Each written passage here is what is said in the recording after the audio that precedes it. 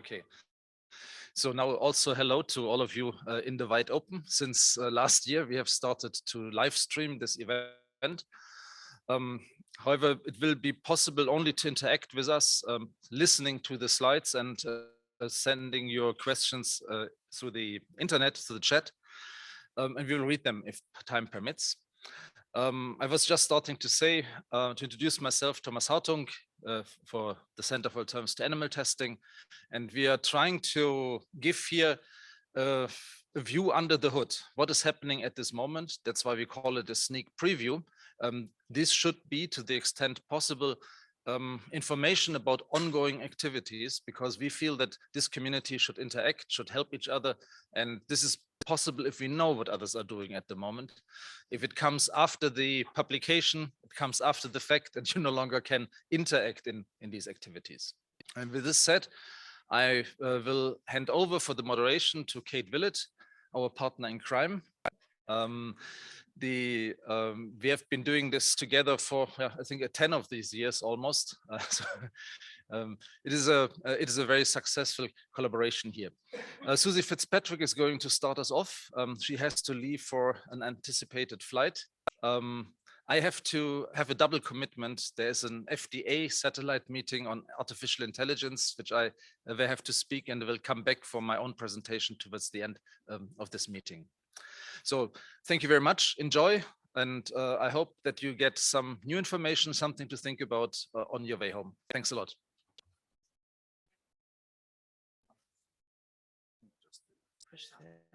Yes. Okay. So, let's see if I can take this. Go like that. Okay. Okay. Go back like that, and we'll go forward like that. Okay, got it. Okay, thank you very much for inviting me here today to talk a little bit about what FDA is doing and using as example what we're doing in the FDA Foods program. I have apologized that I have to leave at 1 o'clock, but I have two very esteemed colleagues, at least in Gonzalo and Luisa, here that will answer questions and bring you up to date on what we're doing at FDA. And they'll probably be mad at me after this is over. But so FDA does have a long-standing commitment to promote development of new technologies. I think we've tried to communicate that through our website for different activities like this, where we're saying that's across the FDA. This is one of our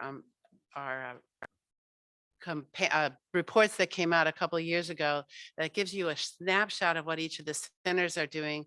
I think in the next time I have to do one of these, I think we should have put the regulatory questions that we were doing the research to answer, because what we really emphasize here at FDA is to come up with regulatory questions and then ask our researchers at NCTR and at our labs to help us answer those. So, and then also look on qualification programs. So you've seen a lot of these reports, the strategic exam report, the FDA roadmap, the Tox21 collaboration, and now this is, I'm stealing Warren's thing. They all support not just the 3 R's, but the 3 C's: collaboration, communication, and commitment. And they, I think across the federal agency, through the ICFAM agencies and through all of our other partners, we all want to collaborate with you, with each other, with you guys. We want to communicate with each other, and we're all committed to going forward in this. Sometimes it seems like we're not going forward quick enough, but as long as we're going in that direction, that's what's important. And at FDA, we've all been committed to working together. We work on the Tox21 consortium. We've partnered with DARPA to start the NCATS to start microphysiological systems, and we still have put a lot of work into that, especially in the drug area, working with the IQ Consortium MPS affiliate. We wrote our predictive tox roadmap where we made commitments to it, and we're hearing about whether we fulfill those commitments from Congress every day as to what we're doing, including training new researchers, talking, communicating, and ways to show how we're actually making progress. I think that's what the people are most concerned about. And we have an alternative methods work group across the agency to all work together. And I think one of the things that people are concerned with is how are we going to show that FDA as well as other federal agencies are really actually making progress. And we helped with the ICVAM metric group, saying each agency has its own way of doing that. We hope that we can do that through our alternative methods work group, public site. Through that website, we're also asking developers to come in and present new technologies that are mature enough to have some sort of context of use. Sometimes we adopt one of those to have some kind of agreement, and I'll talk about some of the agreements we can do later on. But we want to remember what our role is in this. We recognize that we want to be included upfront in method development. We don't want a method to come to us and try to figure out how we can use it in our regulatory program. We want to make sure it answers regulatory questions. We have a lot of questions and gaps. I could probably give you more questions that I have than we could do research in a year, as Gonzalo knows. But it's a good partnership between our regulators. We delineate what tools are needed, and then we try to work with our labs to get those questions answered. And I've spent part of my time here at SOT, because I work in the food area, trying to find members of the food industry to find out what you're using now, what tools do you want, what gaps are, and how we can work together on that. Because we don't want to be working on tools that we're not going to use in a regulatory program. So everybody knows what we talk about with context of use. You start with a question, you answer what is this question for, what's the purpose of it, and then that really is the key, at least at FDA, into how much validation or qualification, or really how much confidence you're going to need to depend on that data for a regulatory assessment. For a discovery, a pivotal study, you can take a lot more uncertainty than you can for a replacement of one or part of a pivotal study. So it's really the key, at least at FDA, and hopefully we're going to be bringing that up in the new ICVAM guidance after pounding Nicole a lot, the context of use, that you start with a regulatory question. It's not a one size fits all. The question matches, and how much data you need to have confidence matches how you're going to use it, at least at FDA. And then some of the questions that we ask, and I don't think these are any surprise to you, is what's it used to answer regulatory questions? Are they predictable of in vivo effects? Are they translatable to humans? And those, I think the translatable to humans and the relevance piece is the hardest piece right now, something that we're working on. How do we demonstrate relevance? And depending on how we're going to use it, we need more confidence in the relevance. And then reproducibility, positive and negative controls, sensitivity and specificity. And I'll talk a little bit about that more later. So currently, we're validating. I think one of the big things is considerations for incorporating NAN in food safety assessments. We currently using them against legacy animal data. And what if there's no legacy data animal? What do we compare it against? So one of the things that we're talking about is what kind of concordant data do we need to develop relevance in it for methods that we want to use in the food safety program and for FD in general. And I might add, and I probably should have said that, we have a big cross-agency program out of the Commissioner's Office on qualification and using of alternative methods. And each of the 6 program centers, if they don't have a qualification program, are told they have to start one. And that's what we're doing in the foods program. So that's what we're doing in the foods program. We're developing an internal qualification program. We have people from across our program offices talking together, looking at the qualification standards. What do we mean by for good or better? What do we mean by biological relevance? What do we mean in the foods program for mechanistic relevance? What will we accept for if we have a new method, the number of assays you have to run, the number of compounds you run, so we're trying to develop for each of those general qualification procedures, what the FDA foods program means by it. So what do we mean by independent review or interlaboratory, and then make that public to people that come in and talk to us. I mean, we have like I said, we have a program where we bring in different developers across the agency to talk about new methods. And and we've adopted a few of them in our CAs through different partnerships. And so there's a lot of ways for people that are developing methods to partner with the FDA, not necessarily bringing that into our lab, but partner with us because we all have the same goal. We all want these new tools. And for us, we all want food that's safe. And so, we recognize the importance of partnerships. So how can you partner with the FDA? And this is not just with the foods program, this is with anything. We have a public-private partnerships. That's where a group of people meet with the FDA to talk about science issues. And it really increases our access to different resources and expertise that we may not have in the FDA. You can do a memorandum of understanding between the federal agencies so we can work better together. Like we have the Tox 21 MOU, which says easily, we can work with 4 agencies on new approach methods. And it might seem kind of funny that we really can't work with like EPA or something like that without some kind of agreement, but that's just the federal government for it. Or we can't talk to an academic institution without some sort of research collaboration agreement, but that's the way the government works, and that's what we abide on. And they're really not that difficult to do. And then a CRADA, or cooperative agreement, is where they actually move tools into one of our labs, and we work on it together. For example, we have CRADAs on several microphysiological systems that come into our lab, and then we work together on it. But that you don't necessarily, not everyone really has the, I'd probably say, courage to bring their method into one of our labs and give it to us. So through an RCA, we can work with a laboratory and talk to them about how they're developing it, and maybe then actually use it as a case study for us to show how our validation criteria really work. So there's a lot of ways to work with FDA. Sometimes it seems onerous. And if you're in the government, it probably seems more onerous, but it is possible. And we're encouraging everyone here that wants to develop tools that they think could be useful in a qualification program for any of our 6 product centers to please talk to us. What we've developed for us, as I said, a public-private partnership. We've developed a food chemical toxicology public-private partnership, which we were fortunate to talk Lena into being part of. And that's really is to provide the food toxicology community with a repository, source of science-based information on what we want. We're working with iFish on that, which is at the University of Illinois.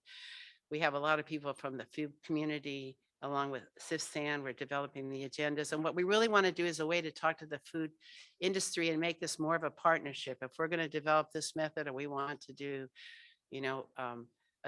microphysiological systems, we want to use something else as a tool for food safety, or in silico is a big thing. What is the food industry interested in? What gaps do they think they have?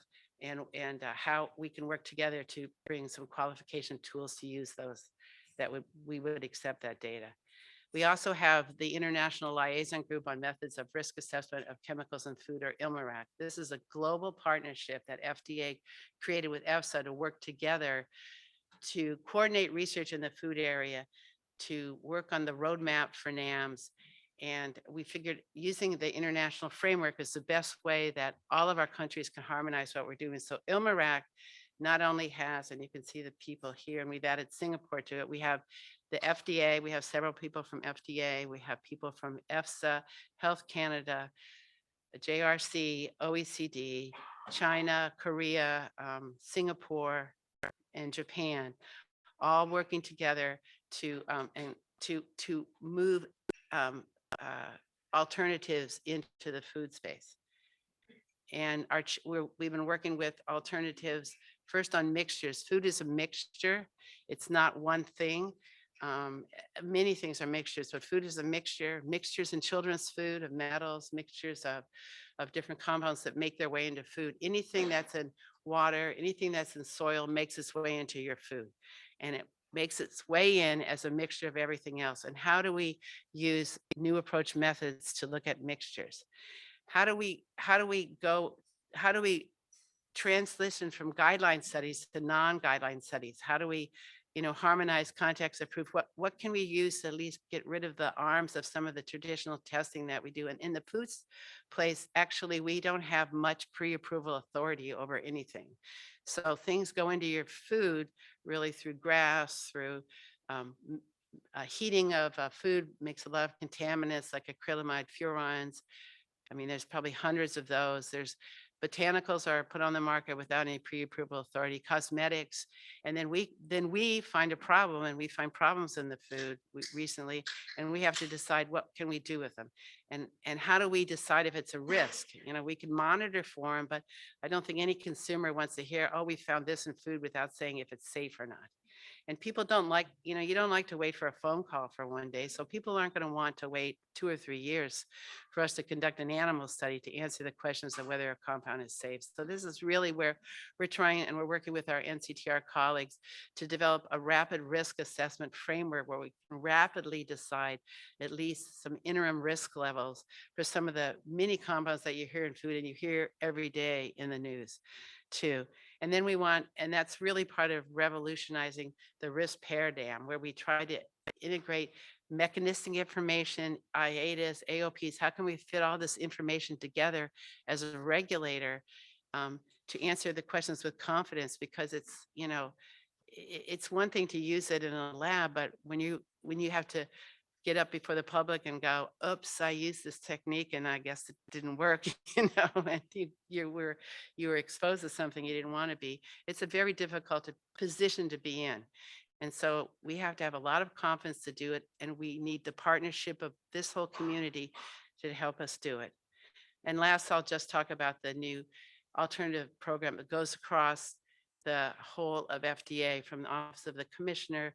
And really, this means all of us are really committed and have to do this. We have an expanded qualification process and everything we have. We're going to work on policy and guidance to streamline what we tell to people.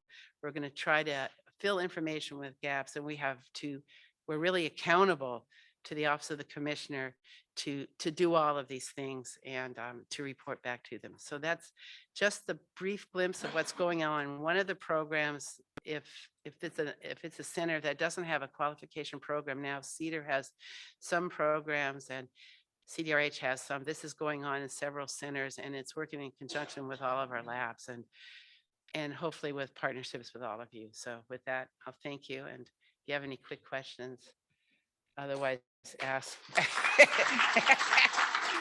Gonzalo and Luisa. I do have time for a couple of quick questions. So Anything? let's get Susie before she has to take off. There's one question online, and I'm not sure if the people in the audience can hear it, so I'm just going to reread it. It's, what plans does Suzanne have to update the Red Book? Oh my God. I mean, I wish we would just take that off the website. It's hard to find anyway, but you know, we've tried to do this. I would say probably most of what's in the Red Book, you know, if you came in and talked to us, you know, it's very traditional. It was really written in 1970. We had some, and it was really actually at that time a landmark document because it was the first time we talked about using tox testing. We tried to update it in 2000. It's just, you know, in a regulatory agency, you have to use what's called regulatory discretion. I only have so much time and resources. Where can I get the most bang for my buck, so to speak? And the Red Book, we've had several attempts to update it, and we know it needs updating. And that's why if you're bringing in a product like a food additive or a packaging material that you want to get approved, you should come and talk to FDA about what you need rather than look at the Red Book. So that's the best I can say. So, and maybe that's why it's so hard to find on the internet right now. So, Yeah. Hey. So in other words, don't hold your breath. yeah, don't hold your breath. Yeah. Any Yeah. other questions? Oh, Hey, Susie, thank you. So I understand that FDA did get some funding in the last appropriations, Yes, I we think did 5 million. Did that fund the new alternative methods program, or is that going to be funded through the next appropriations round? I know that we put in for a lot more. We put in for like 33 million, but we got 5. Some of it's to do a survey of what's going on. Some of it's been allocated for that. And then it's our understanding that some of it's going to go to the program offices. Is that your understanding? That some going to NCTR, some going to program offices. Each of us said what we wanted, if we got some money, what we wanted to do with it. Did we want to use it to hire people? Do we want to use it to do more research? Mhm. But we haven't gotten anything yet. But thank you for at least those of you that advocated some money for us. we really appreciate it. Keep up the good work. So, and like I said, keep up partnerships. I'll just little anecdotal incident. I'm getting on the elevator to leave, and I didn't notice it was going up instead of going down. But it turns out that the person that had her posted there asked it wasn't. She just said, well, I'm working on an in vitro assay for male developmental repo. And I go, what? Send it me. Would you want to partner with FDA? We're interested. So, these things happenstance, but they're all moving towards the right thing. And I'm also excited about her program. Yeah, we'll hear about it Yeah, later. so, So, yeah, okay. thank you. But Thank thank you you so all. much.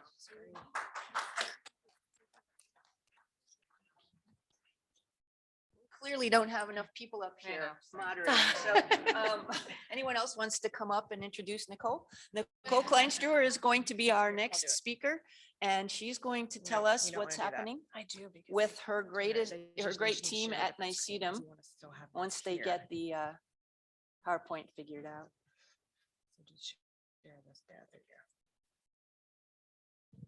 But that's what's happening, then you don't have to hear. Oh. Yeah. Cool. That's okay. I mean, whatever. Oh.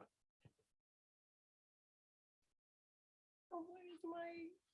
Oh. What's matter? I broke it. Oh, there it is.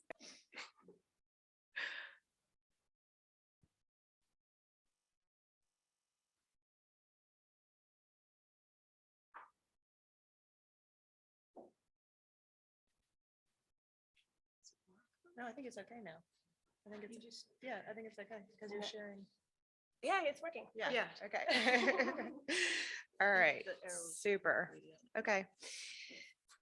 Thanks so much, everybody. It's been a really long week, but it's been a lot of fun. It's been a great meeting. Always love SOT, and I think this year in particular, it's been really nice to be back in person. Okay, so I am Nicole Kleinstreuer. I'm the NICEATM director. For like the maybe one or two people in the room who don't know what NICEATM and ICFAM are, just real fast. ICFAM is a congressionally mandated committee of U.S. federal agencies. I still have the 20-year anniversary up here, but it's actually been 23 years, but I think we can all agree that the last 3 years were basically a wash. So we're just still gonna celebrate the 20th anniversary. NICEATM is kind of the workhorse for ICFAM. ICFAM doesn't have a budget.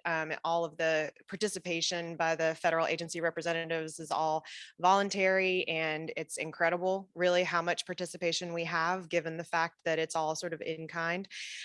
But yeah, NICEATM provides the scientific and operational support for ICFAM. And so we work on projects that are high priorities to federal agencies in the space of alternatives to animal testing. So trying to support the 3 Rs and move towards more human relevant, more rapid, more efficient approaches.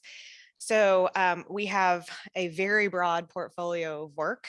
So I'm not going to talk to you about all of these things today, but if you are interested in any of these particular topic areas, please follow up with myself or members of my team. Helena and Emily Renke are here in the front row, and they can talk to you about anything that you're interested in. And if you're not subscribed to the NICEATM news list, please scan this QR code and subscribe. It comes out approximately weekly, has lots of really great information in it. And if you're interested in kind of a high level overview of all of the activities going on across all the different federal agencies in the space of alternatives, you should take a look at the biennial report. It comes out every 2 years, and it's a tremendous resource. It has, just like a paragraph description of all of the activities and alternatives at all the different federal agencies, not just the ones that NICEATM supports, but there's lots of other activities and alternatives happening at different agencies. And it's web-based, and all the articles are tagged with metadata. So if you're specifically interested in, what FDA is doing in developmental toxicity, you can search for those keywords and immediately get those project descriptions. Susie already showed you the US strategic roadmap. It's been 5 years since we published the roadmap, which is amazing to me. So time flies when you're having fun and there's a pandemic. And the roadmaps really describes these sort of three key fundamental considerations. So one is having end users, so regulatory decision makers and our friends in regulated industry, be connected with the developers of alternative methods to ensure that alternative approaches are being designed to fit regulatory needs. Having validation approaches that are flexible and fit for purpose, and having that sort of cycle and that iterative communication between the end users and the method developers and the validation bodies will really help ensure adoption and use of those methods. And for us, as I mentioned, the first step is really understanding what it is that the agencies need. And so we have published a number of different papers that we call, the agency needs papers. And so we take a particular endpoint and then we survey all of our federal partners and ask them, what are your decision frameworks around skin sensitization or eye irritation or acute systemic toxicity? And what kind of data do you need? What systems are you currently using to fill those data needs and those requirements? And where are there potentially opportunities for alternatives to fill that space? One of the projects that we've undertaken to try and address some of these agency needs is in developing QSAR models. So we've taken a global sort of crowdsourcing approach to this. So we have outstanding computational chemists on our team, but we're not the only game in town. There's lots of groups around the world that have their own favorite kind of descriptor sets, molecular features, machine learning algorithms, and we recognize that taking sort of a consensus approach is stronger than any individual approach could be. So we curate high quality training data sets. We share those. At the moment, this network has 35 different groups across academia, industry, and government. And we give them the training data, they build their models, we give them identities of compounds in test sets, but we hold back the data and we use that to evaluate the models. And then we combine them into ensemble approaches. And the real advantage here is that every model has an applicability domain and no one model covers the entire chemical universe. But when you have 135 different models that you're combining together, every chemical with a defined structure has a minimum of 5 models giving you predictions. So very, very robust and reliable ensemble models. And these are available through OPERA. And we've done this for various toxicity endpoints like endocrine disruption or acute systemic toxicity. And we're right now about to launch our next collaboration on acute inhalation systemic toxicity. So we did acute oral, modeled the LD50s, and we're now going to be modeling LC50s. So if you're not a part of this network and you would like to be, please reach out to us. We would love to have you. As I mentioned, we had 3 of these projects already, and these, I'm excited to say, have really found their way into regulatory use. So many of you might be aware that at the end of last year, the US EPA published the EDSP white paper. It was long awaited, I shall say. And these are quotes from the white paper saying that certain NAMs have been validated by EPA, are now accepted as alternatives for certain EDSP tier 1 assays. That includes, like, for example, the rodent uterotrophic assay. And specifically, the QSAR models that I was just talking about are actually acceptable for use in priority setting and weight of evidence analysis. So that's a really exciting development. Something else that we've been working on, and Agnes just joined us a few minutes ago, and she's been leading this work on characterizing variability across the reference in vivo animal tests. So if you're going to use the in vivo guideline studies as sort of your reference standard and your basis for comparison, I think it's very important to take a real honest and transparent look at the quality of those studies and characterize the variability in that endpoint to set appropriate expectations when you're benchmarking NAMs. And so this paper came out in Toxicology last year, and Agnes was able to take a statistical bootstrapping approach to derive a data-driven confidence interval around those LD50 values that turns out to be about a quarter log in either direction. And then we can use that not only to as a comparator for the performance of something like CATMOS, which is the QSAR model that predicts the LD50, but we can actually apply that confidence interval to the predictions that come out of the models as well.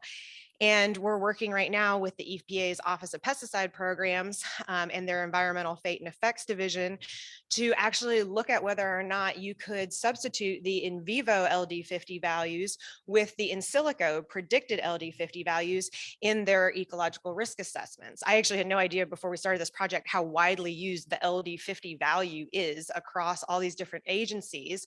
And so, for example, in eco risk assessment, they use it as a surrogate to assess risk to all mammalian wildlife. And so here we've looked at, if we sub in these in silico LD50 values, would you come to the same risk conclusions? And sort of spoiler alert, this paper is under its almost final draft. We're hoping to submit it soon for publication. But basically what's coming out of it is that for non-toxic chemicals that have LD50s above 2000, the in silico predictions are very reliable. And that's good news, right? Because the industry has obviously been moving in that direction. They're not, generally designing active ingredients that are highly toxic to mammals anymore. And so we're really hopeful that this is going to be the basis of, for example, a waiver guidance that the EPA might write saying, if your compound is predicted to be non-toxic, then you don't have to run the in vivo rat LD50. We've also applied that to predict acute systemic toxicity of mixtures. So this was a recent publication where we just looked at the performance of the GHS additivity equation. So you just take a weighted sum of the LD50s of the components of a formulation product to predict the LD50 of that formulation. And that does pretty well. And then a group at the US Air Force took it a step further and said, well, could I just use the in silico predicted LD50s for each of the components, apply the GHS additivity equation, and get an in silico predicted LD50 for the mixture? And that worked really well too. So like I said, all of these are in the OPERA modeling suite. It's available through the GitHub, NIEHS GitHub, and there's lots of other models here like physicochemical properties, environmental fate parameters, pharmacokinetic parameters, et cetera. And then we have some future models in development where we're working on things like metabolic enzyme models like glucuronidation or sulfation, and then the inhalation toxicity that I mentioned. Kamel has also worked really hard on optimizing those QSAR models for chemistries of interest. So obviously PFAS is there anybody who's not working on PFAS? Nope. So PFAS, that we've put in a lot of new data on PFAS substances into OPERA. And this was an independent evaluation that was just published a few months ago from a group in Canada. And out of all of the QSAR models that they evaluated, OPERA had the highest performance in predicting parameters for PFAS. So that's exciting. And in addition to the NIEHS GitHub, you can find OPERA predictions on the EPA CompTox Chemicals dashboard, on FDA's Precision platform, and most recently in the OECD QSAR toolbox as a plugin. And then you can also find them on NICEATM's integrated chemical environment. This is the one that is, of course, nearest and dearest to my heart. We've been working on this for a little over 5 years, and I feel like it's really come a long way. We just released a new version of this right before this meeting, version 4.0. There were 3 posters presented on it. So if you want to search by those abstract numbers, you can get the e-posters online and look in more detail at them. But the whole objective of ICE is to create, fair data resources. So findable, accessible, interoperable, and reusable. Apparently these are on a timer. That doesn't really work well with me. So we want to democratize access to high quality data and computational toxicology workflows, and really help people across the entire scientific community, but particularly our regulator friends, to be able to use all of the tools in the toolbox without having to be programmers or computational scientists themselves. And there's lots of training online for ICE. Both there's help videos on the ICE website, and then we've partnered with some some of our NGO friends in the past to do webinars, and those are linked from the ICE site as well. But just to give you sort of a little preview of some of the things that you can do in ICE, you can explore the high throughput screening data, so you can overlay concentration response curves either in 2D or in 3D for several chemicals or for several different mechanistic targets. We've spent a lot of time and effort annotating those assays based on their mechanistic targets and their modes of action to provide biological context for folks who may not be as familiar with the ToxCast and Tox21 testing program. You can look at chemical similarity, so you can find structural analogs that might have more data than your initial chemical of interest. You can run virtual animal studies or even virtual human studies. So you can run physiologically based pharmacokinetic models under various exposure routes and dosing parameters and conditions over time. And you can look across groups of chemicals or single chemicals and look at predicted concentrations at the tissue level, both in steady state and over time. And this is based on the US EPA's HTTK package. So we work very closely with our friends at the CompTox Center at EPA. And then we also have a full instance of the US EPA's consumer product database on our backend. And this chemical characterization tool allows you to look at chemicals and figure out where they are in consumer products, and then compare that with things like bioactivity signatures from the high throughput screening data. So some of the new features in ICE 4.0, we have a beta version of a redesign of our search results page. So I'm trying to provide more intuitive and interactive visualizations of all of the data. So it's not just the high throughput screening data we're visualizing, where we also have, legacy animal studies. So highly curated in vivo data in ICE. We have low throughput in vitro studies as well.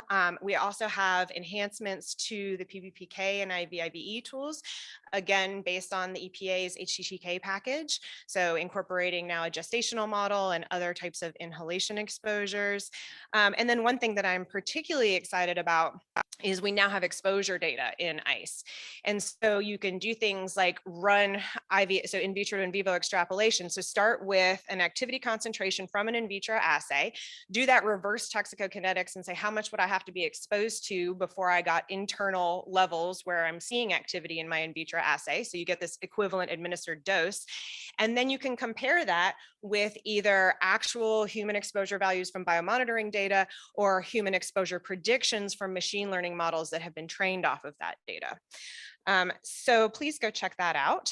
And we have also published a number of applications of the IVIVE workflow over the last year or so. So some of these are sort of how-to guides, like the Hines et al. Publication kind of walks you through how to apply IVIVE. But then others are really looking at, practical applications of it, like in the Carlson et al. Paper, looking at thyroid relevant in vitro assays and the activities of pesticides there, and comparing that with POD values that serve as the basis for risk assessment. This developmental toxicity paper actually was just chosen as the paper of the year by the Society for Birth Defects Research and Prevention. And it uses a metabolomics-based human-induced pluripotent stem cell assay to derive points of departure that predict developmental toxicity. And then we applied that IVIVE, and we found that the equivalent administered dose estimates for a series of valproic acid analogs were, really consistent with observed in vivo developmental toxicity. And most interestingly to me is that for valproic acid itself, where we actually have a human clinical teratogenic dose, the EAD derived from that IPS cell metabolomics assay was actually a better predictor of that human teratogenic clinical dose than the low effect level from the rat developmental tox study. So all of the data that's in ICE, has a rigorous amount of curation applied to it. And largely that's manual. And that takes a lot of time and a lot of effort and a lot of very patient people on the NICEATM group. But we are also trying to automate different parts of that process.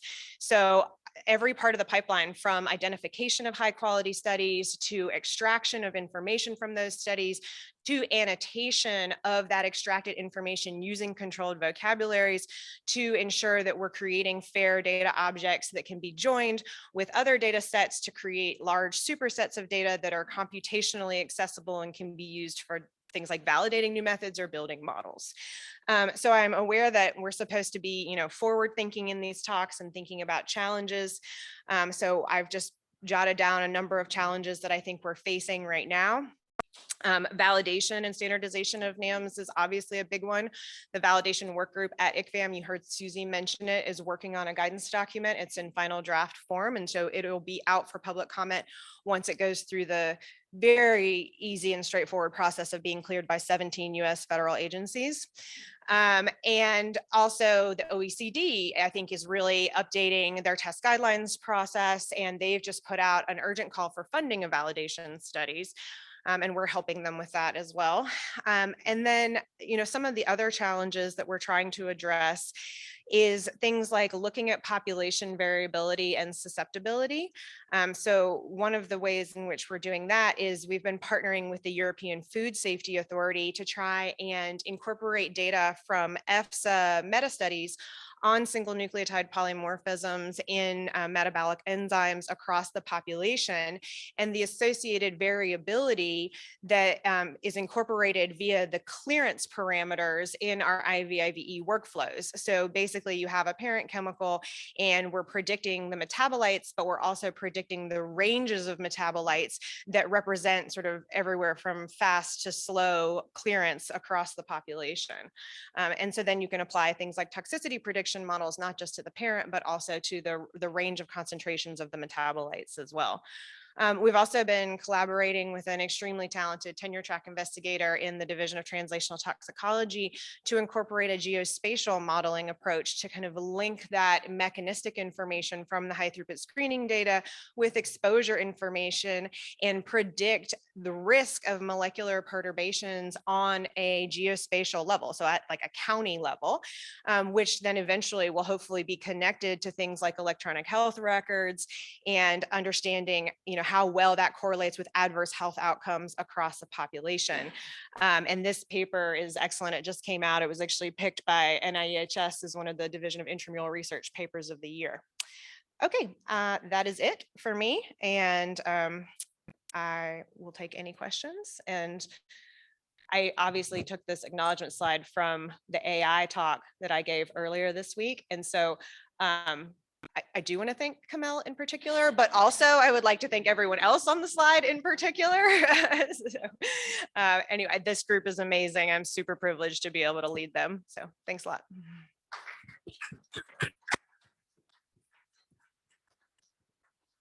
Great, we do have time for a question for Nicole.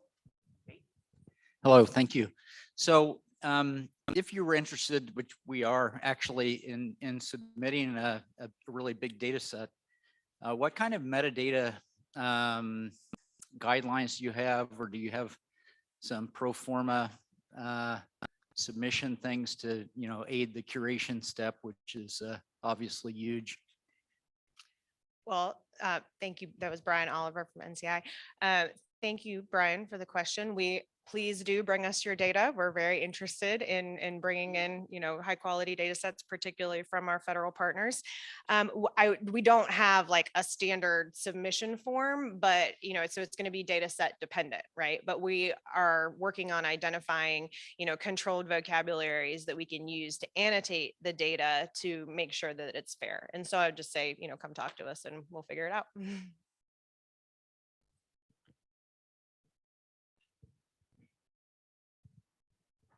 Hey, Nicole, I have a technical question about the slide that you showed where you're considering using SNP data to inform some of the population dynamics in TK.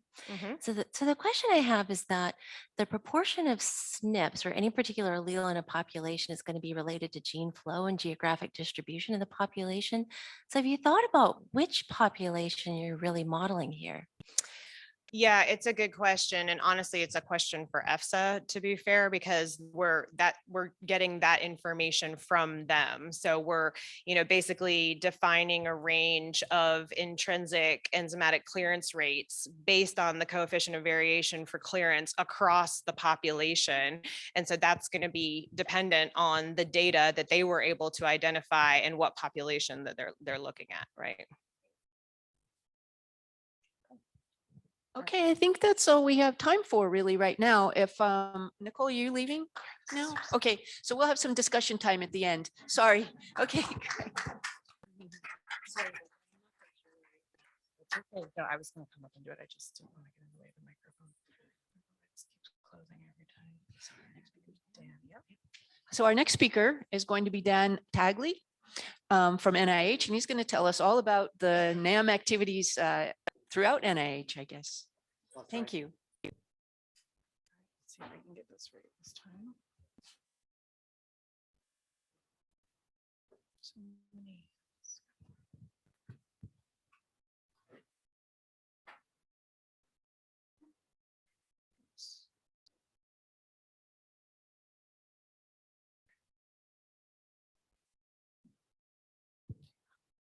Thank you. All right. Well, good afternoon, everyone. Thank you to Emily, to Camilla, to Catherine, and Thomas for the invitation. So I'm speaking on behalf of the group that I work with at the NIH, and I'll tell you a little bit more about it. But I'm from the National Center for Advancing Translational Sciences, or NCATS. It's certainly a new entity within the NIH. We're one of 27 institutes and centers established about 10, 11 years ago by the US Congress, primarily to innovate new technologies and diagnostics across many diseases and conditions. So what I'll be doing this afternoon is to go a little bit of background in terms of, in some ways why NCATS do exist. Some of the trans-NIH activities, this is across all institutes and centers at the NIH, in terms of NAMS, the new group that was just formed by the Office of the Director at the NIH called the ACD Advisory Committee to the Director on NAMS. And then from that big high-level overview, dive a little bit deeper into a specific program that I lead at NCATS called the Tissue Chips Program, or Microphysiological Systems. A brief overview, some of the current and future initiatives that we're undergoing, commercialization aspects, as well as industry partnerships, as well as partnerships with other agencies, and end with one slide on the MPS World Summit. So in terms of the need for new alternative methods, I think everyone here do recognize that animal testing do have its value. It has led certainly to critical insights in the past, and certainly medical breakthroughs. But we do have to understand that there are also limitations in the sense that they are not necessarily predictive of necessarily of all human response. And so with that as an example, some of the needs that we undertake at NCATS are primarily in terms of small molecule or pharmaceutical development.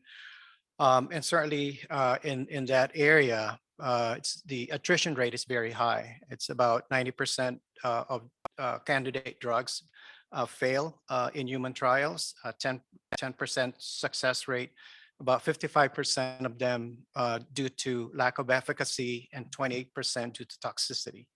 And you can see here on the chart, this is sort of like an average across all indications. So we do well in certain conditions like infection and hematological disorders, and do not do fairly well in things like oncology and other things. And this is around the average of 9.6%. And that's because the concordance of animals to human toxicity is not necessarily very good.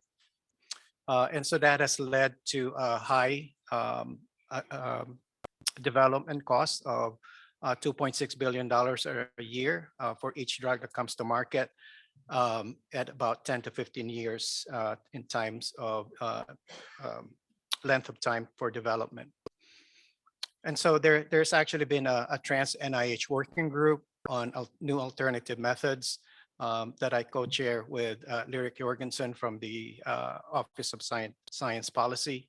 And it's a big group of many representations across many institutes and centers at the NIH.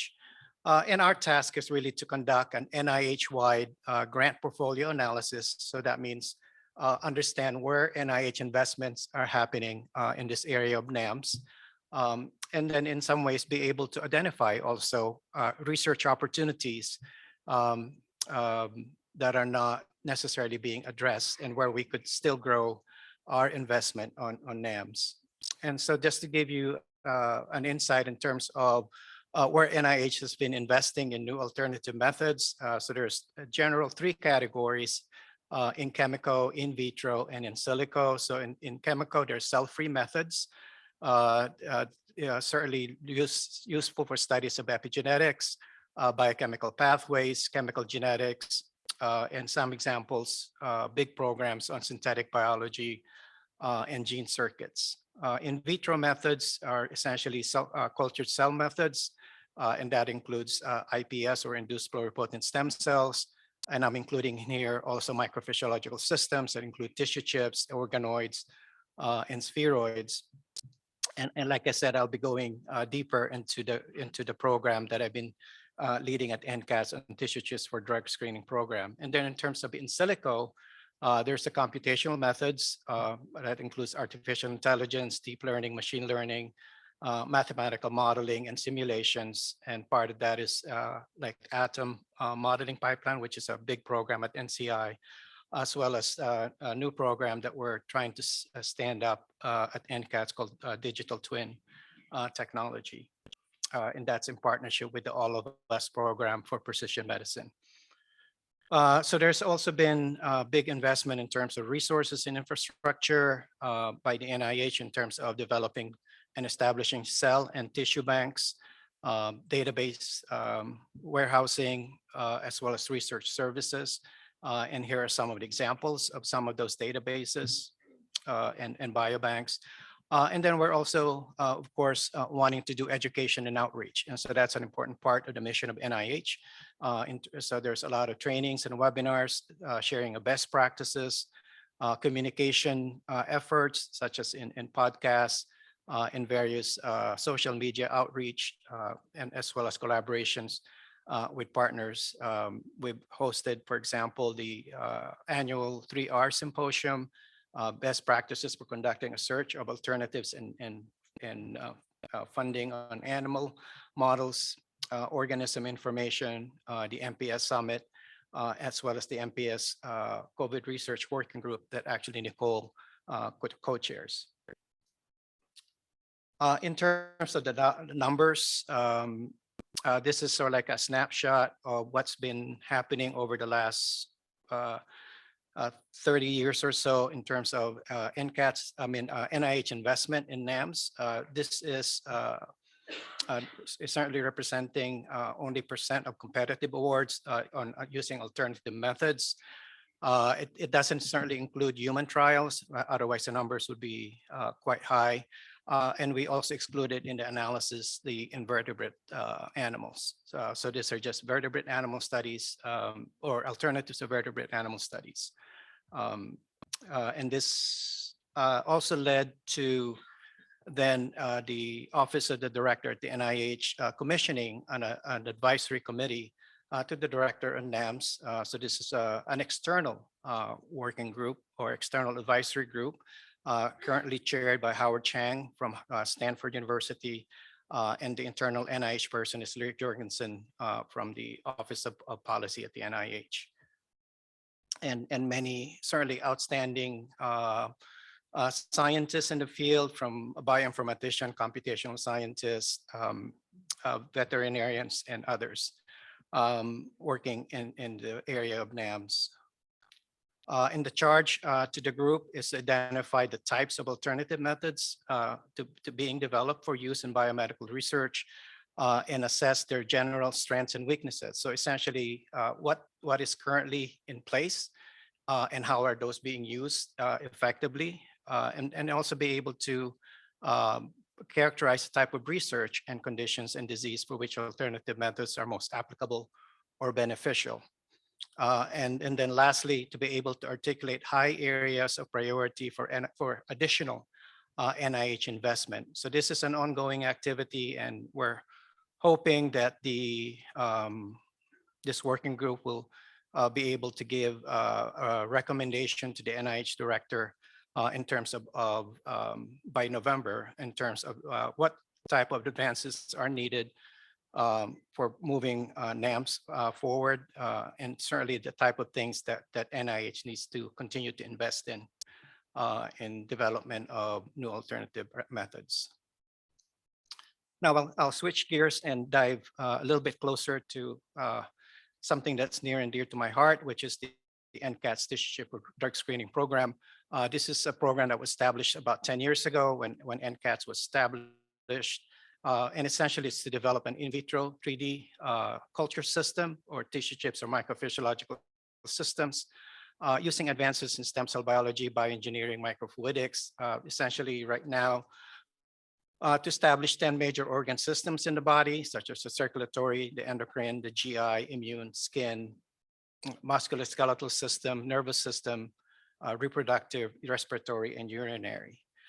Just to give you sort of like a crash course on what this actually looks like, it's really growing organs and tissues on chips from the bottom up, working with the basic functional unit of an organ system. So in this case, an example would be the human lung, where the basic functional unit would be the air sacs or the alveoli. And as you can see here, of course, it breathes in and out, so there's mechanical stress. And so that's actually captured on this in vitro device, where a thin membrane would separate out the human lung epithelial cells from the vascular channel. So there's air and liquid interface, as well as channels on each side of this chip that would be subjected to vacuuming. And that allows the membrane to be stretched and in some ways mimic the stretching of the epithelial cells, the lung epithelial cells, as we breathe in and out. And so this is, that's a rendering, and this is now the actual chip commercialized by Emulate on the lung on a chip system. We have also funded other companies such as Hesperos, which develops multi-organ platforms. So these are multi-organ tissue chips. So in this case, it has liver compartments, skeletal muscle compartment, separated, two of them with capabilities to measure microelectrode arrays for measuring and certainly some of the microelectrophysiological measurements. It will have kidney as well as blood-brain barrier in its compartments as well. And these are all interconnected by microfluidic channels. So there's certainly ability for each of the tissues and organs for cross-talking. In terms of the overview of what has been done over the last 10 years of the program, that this program has existed, we have worked with companies shown here. And we essentially initially focused on the first 5 years in terms of looking at safety, pharmacology, in terms of developing proof of concept that we can in fact capture proper human organ physiology, be able to recapitulate human organ response to various reference pharmaceuticals, and be able to get a sense of how better these chips are compared to the in vivo models. Then we shifted to the largest failure in drug development, which is efficacy studies. So developing a number of organ models for various diseases and conditions, actually from aging, which almost always takes time, from years to decades of developing model systems. But with partnerships with NASA and the Center for Advancement of Science and Space, we can actually mimic human aging in a matter of weeks on these systems when subjected to microgravity. We also have programs on nociception, addiction, and pain and overdose, as well as neurological disorders such as Alzheimer's and related dementias, as well as modeling various Mendelian and complex diseases. Currently, our program is working in terms of representing population diversity and being able to represent many groups for clinical trials and being able to inform how tissue chips can be used to inform clinical trial design in terms of stratifying the best population that will be responsive to treatments, as well as identifying biomarkers as surrogate markers for clinical efficacy. We have also invested in terms of validation of these platforms by developing and establishing independent testing centers, as well as a database, and have throughout these years have worked effectively, I think, certainly with the FDA, as well as a group of pharmaceutical companies collectively operating under the IQ Consortium Microphysiological Systems affiliate. So there's currently about 24 or so large pharmaceutical companies that makes up this IQ Consortium. Just a little brief word about the database. So this is housed at the University of Pittsburgh. It's called the Biostatistics Analytics Platform. It takes MPS data and incorporates that with published clinical data, as well as preclinical data, and also databases that has information on all possible compounds that has been developed for or approved for human use. And essentially you get information on how to various models are represented in terms of reproducibility and robustness of each of the individual platforms.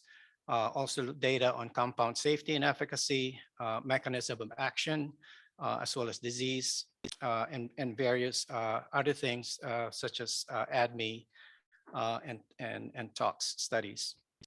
One can also then take the data and mine it for improved ADME and tox prediction. So there's computational tools that is developed by Biostatistics Analytical Platform, as well as also being able to do design of clinical trials and like I said, be able to create patient-centered digital twin technology.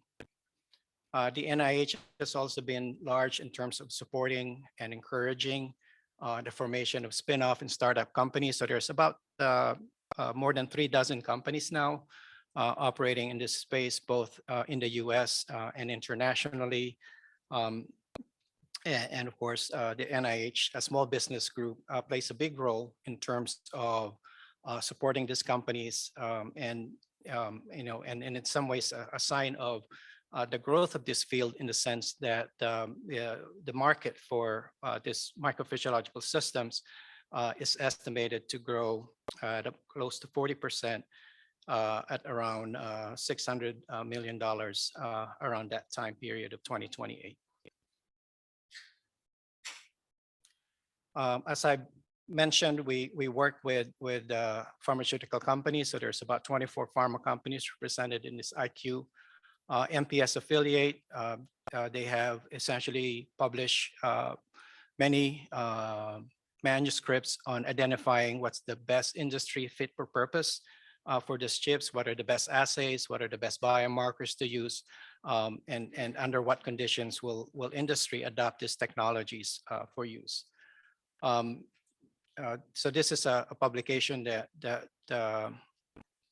came out a few years ago in terms of the analysis of how pharma has been using this technology. So these are the end user pharma companies. You can see here, quite international, some large pharma companies, some small, typically working with commercially available tissue chip platforms, looking at various organ or tissue systems such as blood vessels, bone marrow, GI, lung, liver, and primarily working on target identification, lead optimization, preclinical safety, preclinical efficacy, pharmacokinetics, and toxicokinetics. And so over the course of the 10 years or so that NCATS have invested in tissue chips, we can say that it has certainly filled in important niche in drug development pipeline, going from target identification and validation to lead identification, lead optimization, preclinical safety, as well as clinical assessment.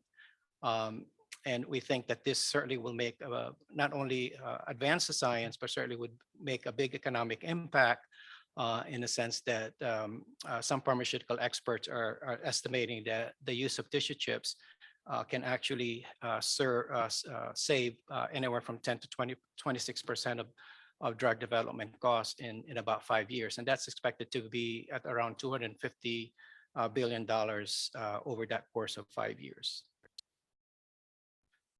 One of the things that we have also been working with the FDA is through a letter of agreement with the FDA, is to look specifically, I think Susie this early at the beginning of this symposium, talk about specific context of use. So this is a specific context of use in terms of how can we replace the mouse lethality bioassay, MLBs, LD50 bioassay essentially, for potency testing of botulinum toxin.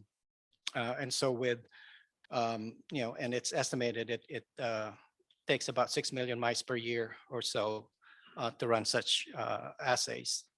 So through a letter of agreement between NCATS and the FDA, we are encouraging small business entities to essentially develop a neuromuscular junction on a chip that will replace this mouse potency assay.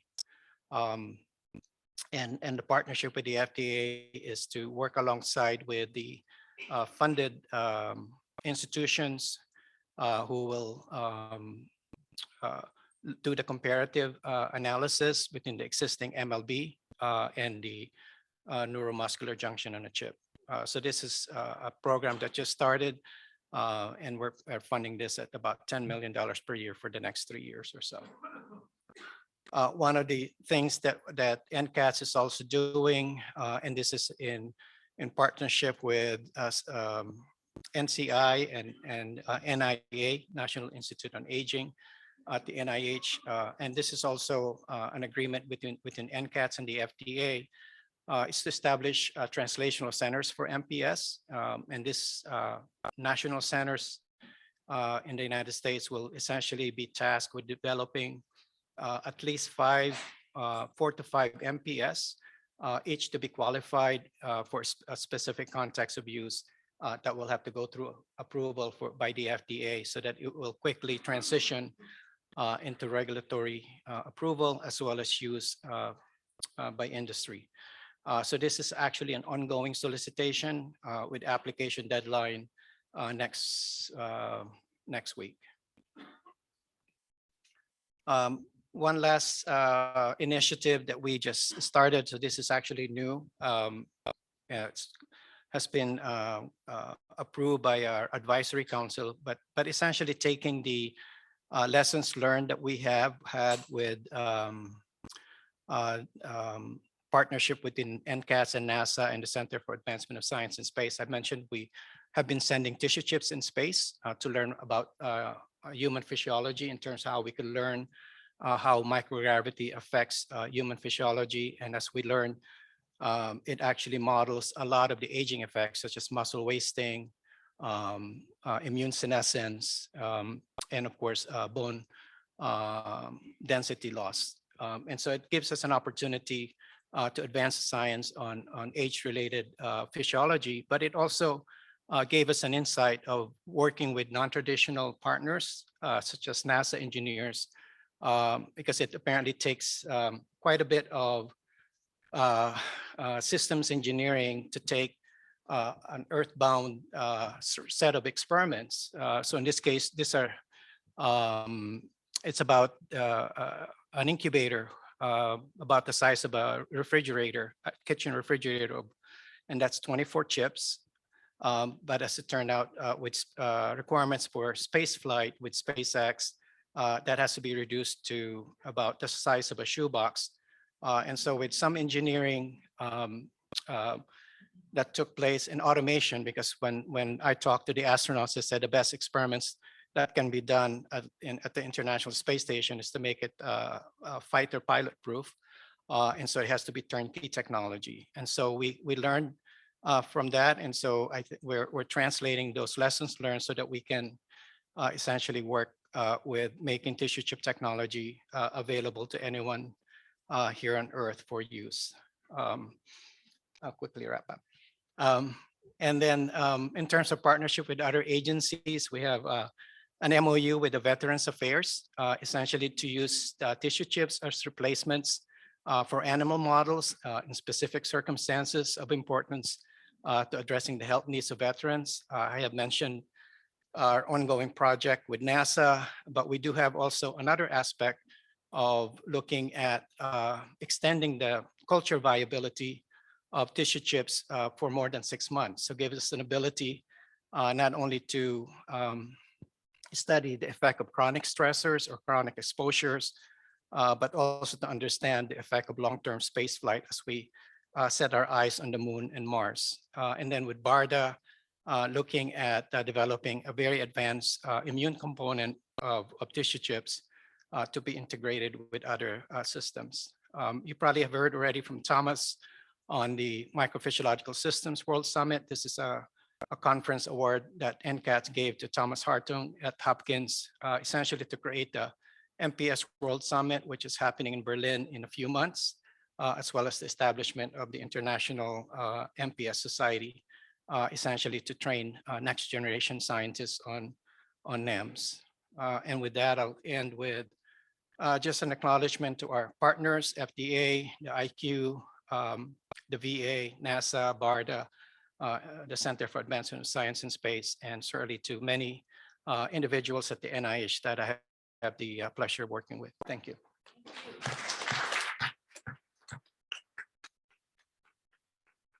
Running a bit behind now, so hopefully we'll save some conversation for the end. And I just wanted to say, if you are online and have submitted a question and we don't get to it right away, we will either in the discussion later, or we'll see that it's answered by email for sure. Okay, our next speaker is Rusty Thomas, who's going to tell us about the advances in TT21C. Actually, it's not Rusty, I'm sorry. It's Alison Harrill. Sorry about that. I was looking at my older version, I think. Just want to make sure that some people's slides were advancing on their own. Yeah.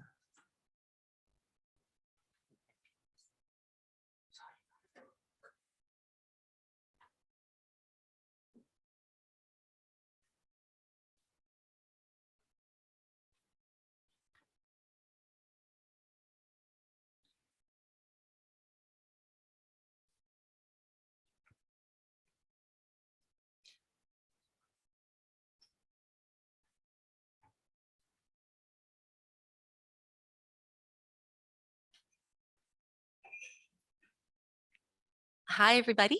It's a pleasure to be with you all today. I'm going to tell you a little bit about some updates at the US EPA, specifically in the Office of Research and Development. Then my colleague Gino Scarano is going to follow on and tell you about some collaborative research projects we have with our program partners. So stay tuned for that talk. I declare no conflicts of interest. These are my views and not the views of the US government or those of my agency. I wanted to remind everybody about some of the initiatives that underlie our efforts in new approach methods. So in 2016, there was an amendment to the Lautenberg Act that included a subsection requiring the EPA to develop a strategic plan to promote development and implementation of alternative test methods. So we've been working very hard on this. Some of the deliverables that have come out of that requirement include the TSCA Alternative Strategic Plan that was published in 2018 and the update to the EPA NAMS work plan that came out in December 2021. And so that effort represents a very strong collaboration between the research arm, so ORD, and our colleagues in OCSPP. So we even meet every Monday to chat about how our progress towards implementation of the NAMS work plan. So it's a very close collaboration that we enjoy with our program partners. There are several objectives of the NAMS work plan, some of which I've listed on this slide. So what we have committed to is to evaluate regulatory flexibility. So this is querying all of our program offices to determine where flexibilities exist that would enable us to implement NAMS technologies to bring to bear on risk decisions. We have agreed to develop baselines and metrics. So we're reporting to the public on a annual and biannual basis how many animals we're actually using in our studies within ORD and that we're requiring via test orders. We're going to be developing a scientific confidence framework that is going to be published in 2024 is what we said, so fingers crossed. And this is going to help us to demonstrate application. And we actually, at our biannual NAMS conference last fall that we had at EPA headquarters, we presented a draft or an outline of this plan. This figure is sort of showing you the overarching principles that we have committed to in order to help build confidence in NAMS. And you'll see some overlap with a number of the other frameworks that have been developed. For example, the Van der Zalm paper, which I'm sure all of you have read and or have seen in a slide at this meeting at all of the NAMS workshops that have been put together. What you'll see is missing though is biological relevance. And it's not because we feel that that is an unimportant aspect of NAMS, but it's because we wanted to make our confidence framework a little bit broader so that we can include other types of new approaches that are not just biologically based. And also we wanted to provide a little bit of leeway for our ecotox collaborators and partners in the center to be able to come up with standards that enable cross-species extrapolation. So biological relevance is certainly going to be a component of that framework, but these are the overarching principles that we hope to highlight as we continue to develop our framework moving forward. And then we also want to develop additional new approaches to address information gaps and engage with and communicate with stakeholders. So I'll talk a little bit about that in a minute. We're including case studies under our new approach work plan. We are including all vertebrate animals. So that was an update via the from the previous version. And we're also piloting a study to develop training courses. So we've actually made quite a lot of progress on that. And I'm highlighting here a URL that you can go to and find a little bit more information about some of the training opportunities that we have available. This was highlighted a bit by our colleagues from NICEATM. So Nicole talked about a great paper that Agnes Karmos and colleagues have published a year or so ago. A couple years before that, Katie Paul Friedman started looking at this issue of concordance and reproducibility in animal studies. And again, we're using this information to help us get a sense of, if the animal data is considered the gold standard, and by many it is, and we can argue about that, then how reproducible are those animal studies, and how reproducible are our NAMs? How does that fit into the overall picture? Because we have in many of our frameworks committed to a standard that our NAMs will be as good or better than the animal studies. And so the reproducibility of our NAMs should at least fall into the range of reproducibility of our in vivo studies. And so what Katie Paul Friedman and colleagues did was they took in vivo data from ToxRefDB. They looked at subchronic and chronic data. They looked at chemicals that had multiple studies so they could estimate variability in the point of departure that was indicated by those studies. And what they actually found is that in general, the concordance is within a half log. And so we're using that now internally as a benchmark for some of our new approaches. She has actually extended this study a bit, and this is some new off the presses data. I know Katie talked about this a bit at this meeting this year, but this is soon to be published. But essentially what she looked at is not just that protection piece, but also the prediction piece. So how well or how reproducible are specific findings for specific organ systems from study to study where you're looking at the same chemical. And on the top part of the slide here, let's see if I can show you. There we go. Well, maybe I'll use the pointer so people online can see a little bit better. Yeah, that's, well, okay, we'll work on that. So essentially what she was looking at was she subsetted based on organ system, all studies. She separated out subchronic versus chronic. And then she also looked at mammalian species independently. So looking at the dog, the mouse, and the rat. And what she found is that there was a qualitative reproducibility that ranged between 33 and 88%, depending on the grouping that you're looking at here. Kidney and liver tended to look a little bit worse than some of the other organ systems, in part because the other organ systems tended to have less findings, and so there's a lower amount of data there. And then she also looked at whether or not a negative in a subchronic study could predict a finding in a chronic study. And so what she found is that a negative in a subchronic study indicates a greater likelihood of a negative in a chronic study. And then a subchronic target organ point of departure, particularly for liver and kidney, was a little bit lower, as I indicated. So those might be protective of chronic target organ findings, but there's some additional work that needs to be done. This paper is being developed, and we're certainly looking for feedback on the overall approach and how these information may impact how we validate NAM approaches in the future. So a few years ago, we published our COMTOX chemicals blueprint, where we are positing that a tiered testing approach may help the agency to tackle the thousands of chemicals that we need to get information about and regulate. And part of that blueprint involved some of the principles that are shown on this slide, which is establishing confidence in new approaches, outreach and training, looking at uncertainty and variability, developing software and IT tools. And around that is chemical characterization, hazard evaluation, toxicokinetics and in vitro disposition, and exposure assessment. And so our center, the Center for Computational Toxicology and Exposure, has 4 divisions that are sort of arrayed around these overarching principles so that we can work together and collaboratively to address some of these areas. Okay, so next I'm just going to give you some highlights of some projects that we've had ongoing in the last year since we were at this meeting. So one of the advances that we recently published was an update to a PBPK model that enables us to generate data that can be more protective of a sensitive subpopulation. In this case, we're looking at pregnant persons and the fetus. So this was work that was done by John Wamba and colleagues. And essentially, this was predicated on the fact that observational data describing human gestational exposures were unavailable for most chemicals, but PBPK models can estimate those exposures.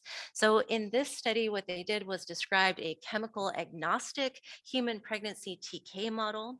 And again, this covers the maternal and the fetal compartment, and it can estimate the dose to the fetal and maternal tissues for exposures from 12 weeks to parturition.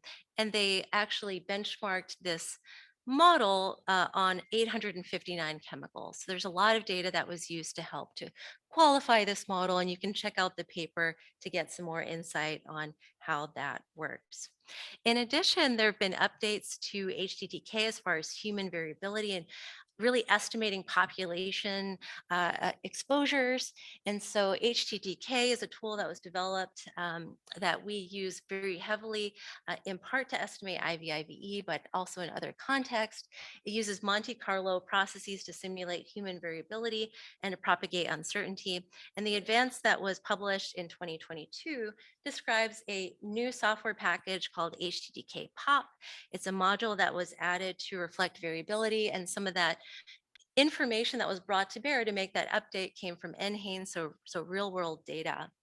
In addition, we recognized that there were some errors in estimating the GFR, particularly for African American populations. This has now been fixed and addressed in this new version. And essentially, we can use this information to look at sensitive and susceptible subpopulations. So again, I encourage you to check out this paper by Breen et al. That was recently published. We've also been developing approaches to expand the chemical space that we can query in new approach methods. And one of the examples that I wanted to bring forward here is a project that's being conducted by Mark Higuchi and colleagues, where they're using an air-liquid interface model as well as some snazzy hardware to really look at volatile organic chemicals and their particular hazards associated with those and points of departure that we can estimate.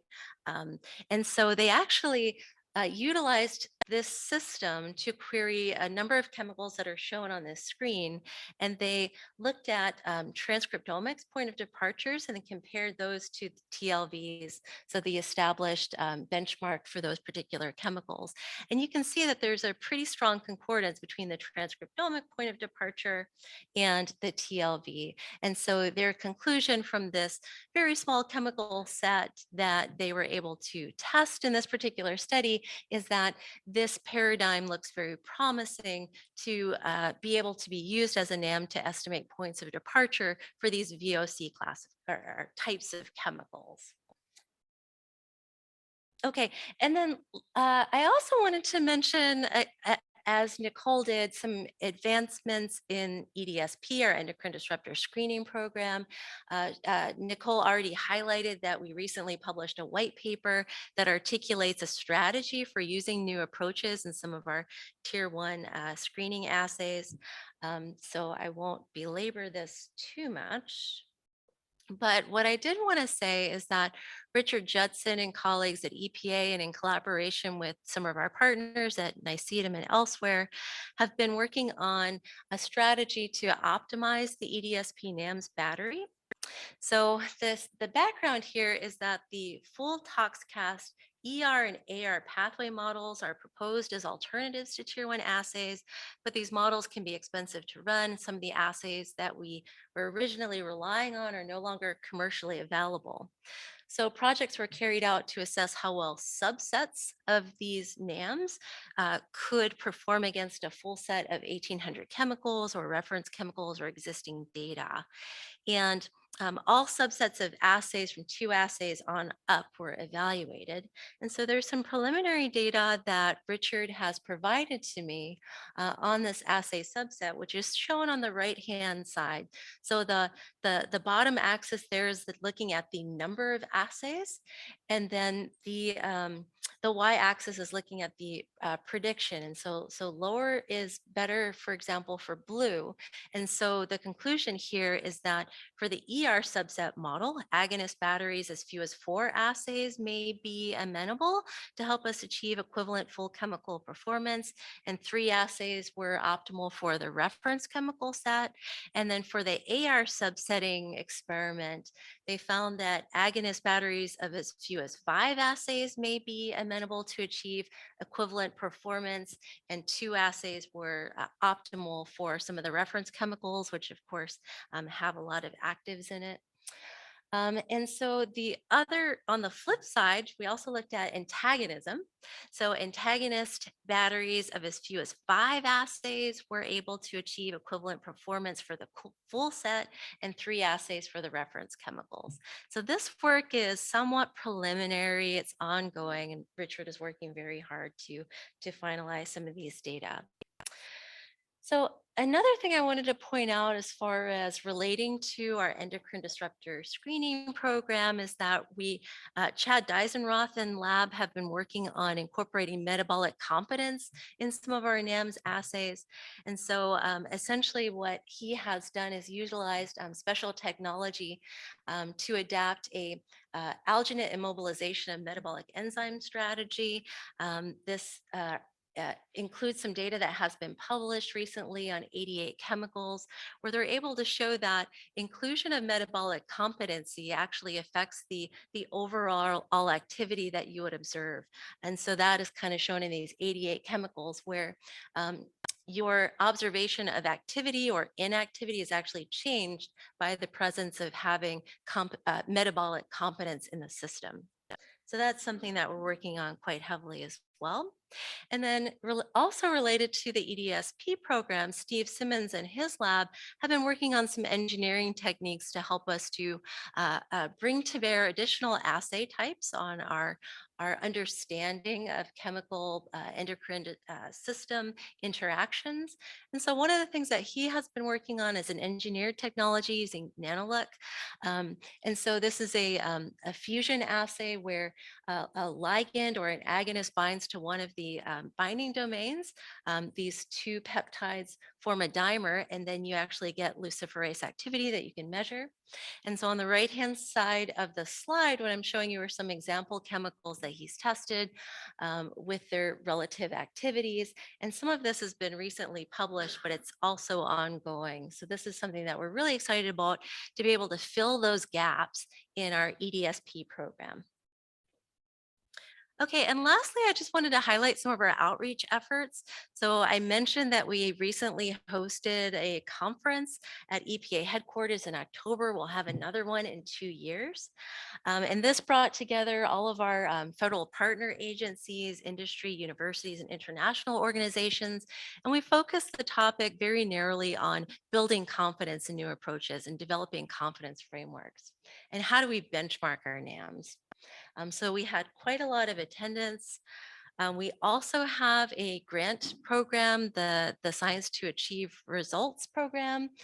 And through this program, we are funding a number of efforts in development of new approaches, also looking at mixtures as well. So that's something that we're following quite heavily. And we certainly enjoy extensive collaborations with a number of our US partners as well as international partners under a number of different umbrellas. I'm just listing a few here. It's certainly not an exhaustive list. And then lastly, I wanted to highlight again our training courses. We have this very active program to try to make sure that programs that we're developing, new approaches that we're developing, are accessible to the community, are understood by the community. And one of the ones that is upcoming soon, this will be in May, is a training module on generalized read across, or GENRA, that Grace Patlowitz heads. And so I encourage you to check that out if you're interested in read across methodologies.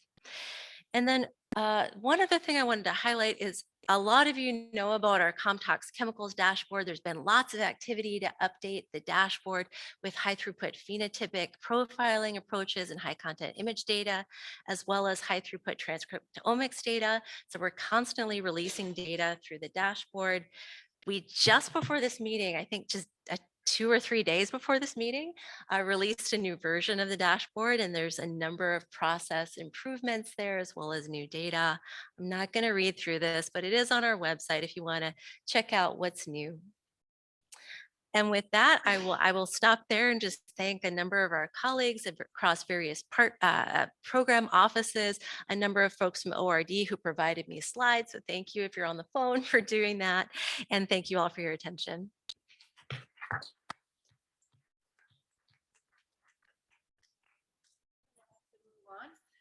But thank you so much. Yeah, my And pleasure. it's great that there's so much happening that we just can't talk about it fast enough to fill in our time slacks, which is excellent. Our next speaker is Gino Scarano, and he will tell us about what's happening in the NAMS program. With TSCA, with TSCA. Mhm. Yeah.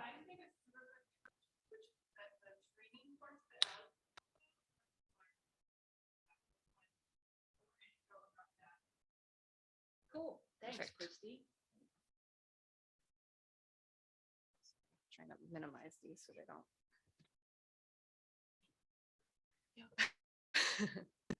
Hey, no problem.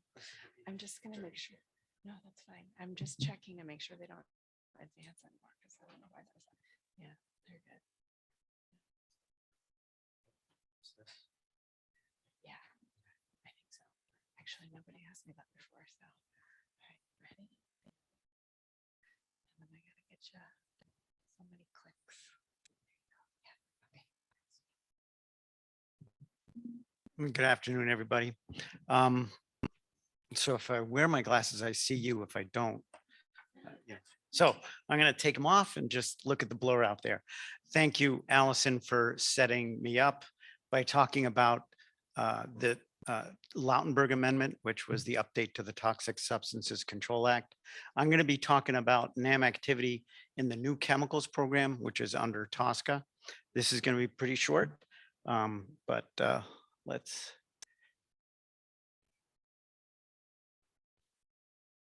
see which one of these buttons advances. Or do I use this? Yeah, so what I did is I just decided to make this an overview since January 2022 to now. And I'm going to talk mostly about some training that's been happening. I think we as regulators have heard from many of you as the developers and people who are anxious to have us use NAMs in the regulatory space, talk about how we need to be trained on what they mean, how to use them, and how we'll be able to use them. I'm going to talk one slide on some implementation work where we are actually using them, one of which was reported in or presented at a poster here today. And then I'm going to talk about the new chemicals collaborative research plan, spend a few slides on that. And that's the activity that Alison mentioned, which is a pretty big effort that we'll be doing with ORD, as well as NICEATM and other federal and other stakeholders. And then finally, I want to talk about just at least show at least one slide on our new chemical statistics page that we now put up starting a month ago. So as some of you know, a year ago, we got Anna Lowett, who used to be a senior advisor, the senior level advisor in OPP, has come over to the dark side. I mean, the new chemicals division side over in OPPT. And she is as all of you know, is quite a leader in the field. And so she got us started on a pretty intense training program from, most of the spring and summer. So, and you can see that it was intense in terms of frequent, and it was also intense in terms of the individuals and the topics, and the fact that these are world leaders in this area. So we were fortunate to have a fairly closed training capability on a regular basis that was teaching us about the leading from leaders on all these issues, from NAM overview all the way down to the generous stuff that Grace and ORD have been getting. And I'm not going to read it. You can see all those individuals. And I would like to say also, in the past year, we virtually doubled the number of health hazard assessors that we have in our program. We have been gutted for a long time and have been going through some difficult times. So we're excited that this new group of individuals are now with us and have some of which have been on board in time to attend some of these trainings or take advantage of some of these trainings. So that's good. I do want to highlight that we had one of our new individuals, and fortunately, one of our stakeholders was able to help fund this. We had one of our stakeholders, one of our individuals, a new person, attend the IIVS 3-day training and actually doing hands-on training for some of the NAMs, and she really enjoyed that activity and brought it back and presented to everybody so that that information can be used. Some of you may know about the what we call the PEP webinars, where we have some cooperative, we do a cooperative webinar series with the PETA International Science Consortium and PCRM, and we had 4 in the past year, or 3 in the past year. We've also been working with the Fragrance Association on skin sensitization and the use of NAMs and other ways that NAMs and how we can quantify the potency of skin sensitization. And so that's been going on for a while. And yet another plug for the training site that Christy, and by the way, Christy, I did circulate those around the pantries at EPA when you gave them to me last October. In terms of implementing NAMs in the new chemicals division at EPA, I do want to just highlight 3 things that I appreciate that many people would view this as low-hanging fruit, and it is. But I think what I hope most of you understand about the new chemicals program in TSCA we have no data requirements at all. So whatever a submitter comes in the door with is what we evaluate. And so we don't have a minimum data set. Much of what we get is irritation information. And we are starting to get more and more NAM irritation data, largely because companies have to generate that for other governmental authorities. Plus, that's clearly the direction many companies are going anyway. So this eye irritation decision framework, which was presented at SOT this year, which we were fortunate to collaborate with folks from NICEATM and IAVS and PETA International Science Consortium, is documents the framework that we're going to be using for looking at eye irritation information when it comes in the door. We're going to be doing the same thing for dermal irritation and skin sensitization. I do want to say for skin sensitization, back when Lautenberg passed in 2016, we partnered with our pesticide office and came out with a guideline essentially saying that we didn't want to accept the mouse study, the LLNA study, and that we would prefer to have companies submit all the wonderful different assays that now have been around for quite some time, describing everything from the starting the molecular initiating event all the way to the skin sensitization. So we're going to update that in this coming year, because a lot has happened in the OECD arena to have more and better defined approaches. So now let me spend a few slides talking about this. Last year in February, we, the Office of Chemical Safety and Pollution Prevention, started with ORD this new chemicals collaborative research plan. I think what I want to say that's not on the slide is perhaps most of you understand, for a large research organization such as ORD, they come up with a planning program where they try to anticipate and plan, every 3 or 5 year cycles. And during this particular cycle, they early on we recognized and they recognized the partnerships that we often have. Let's solidify it a little bit more when we talk about how can we innovate the science in evaluating new chemicals when they come in the door under TSCA, especially because of the Lautenberg Amendment and the move away from animal testing. So this initiative is pretty special because this partnership and this activity was identified a long time ago, February 2022. We had a public meeting in April. It went to the ORD FACA committee, the Board of Scientific Counselors, in October. And the BOSC just released a report a few weeks ago. So it has been out there, the approach that we're going to be taking and the areas that we're going to be focusing on. And again, the goal is to bring this innovative science, but there's 5 research areas. And I think this slide or something like it has been shown several times by several and by my ORD colleagues, especially to show what we're doing. And this is key for new chemicals, updating and refining the categories, the chemical category approach, which is the way we have our program built, developing and expanding the databases that we have for TSCA information. We have a lot of information on the CBI, on the confidential business information side, which is not connected to the internet. And it's many different disparate databases. And we're looking forward to having help in organizing that better. Develop and refine the QSARs that we have and predictive models that we use for hazard and exposure, and take advantage of a lot of the work that ORD and others have been doing in the past 5 to 10 years. And I think what many people perhaps don't understand with the new chemicals, because it's coming in the door, we look at everything from how they make it from an engineering standpoint, how it's released, from where it's being made, as well as where it's being processed, distributed, and used. And we look at fate and transport, as well as exposure and hazard. So all of those come into play when you look holistically about bringing a new chemical into US commerce. The fourth one is the big one, really.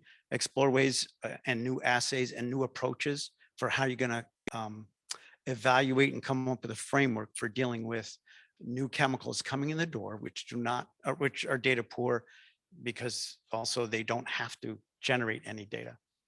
And then the last one, which probably will not happen in my lifetime, is where we have this new chemical decision support tool, bringing it all together and having a workflow and system that ties all the data, tools, models, and decisions. So this is the sad slide. So when we ended up going through the president's budget last year, we did not receive the adequate funding to fully implement the program the way we planned it so carefully over the past year and a half.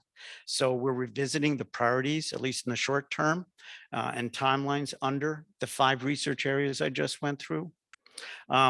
We're trying to explore opportunities to strengthen and expand our partnerships, both internally across the agency as well as externally, so we can implement this. And we do believe that we are going to be able to be successful in doing this. It just might take longer than we'd like.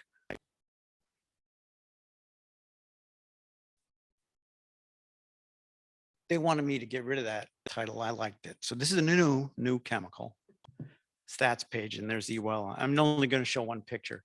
I think the important thing here that people need to realize, and sometimes as I was listening to Alison and others, sometimes I think of the Grand Canyon. And so we're on one end of it, the regulators and all the developers, and then we're all shouting and trying to speak. And we're going to be building a bridge at some point. But the main point of this slide is this is over the past 12 years. So 2016 was the new law.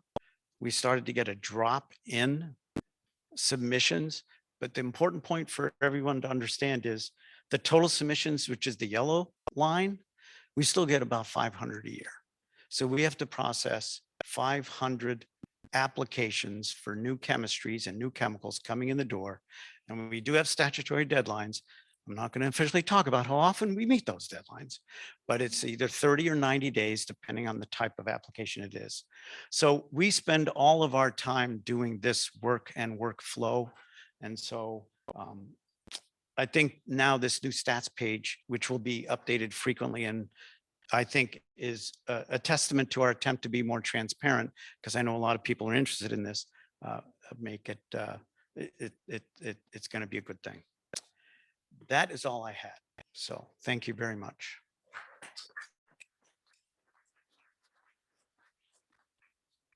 Fantastic. Does anyone have a quick question for Gino? Okay, great. We can almost get back on time. That's awesome.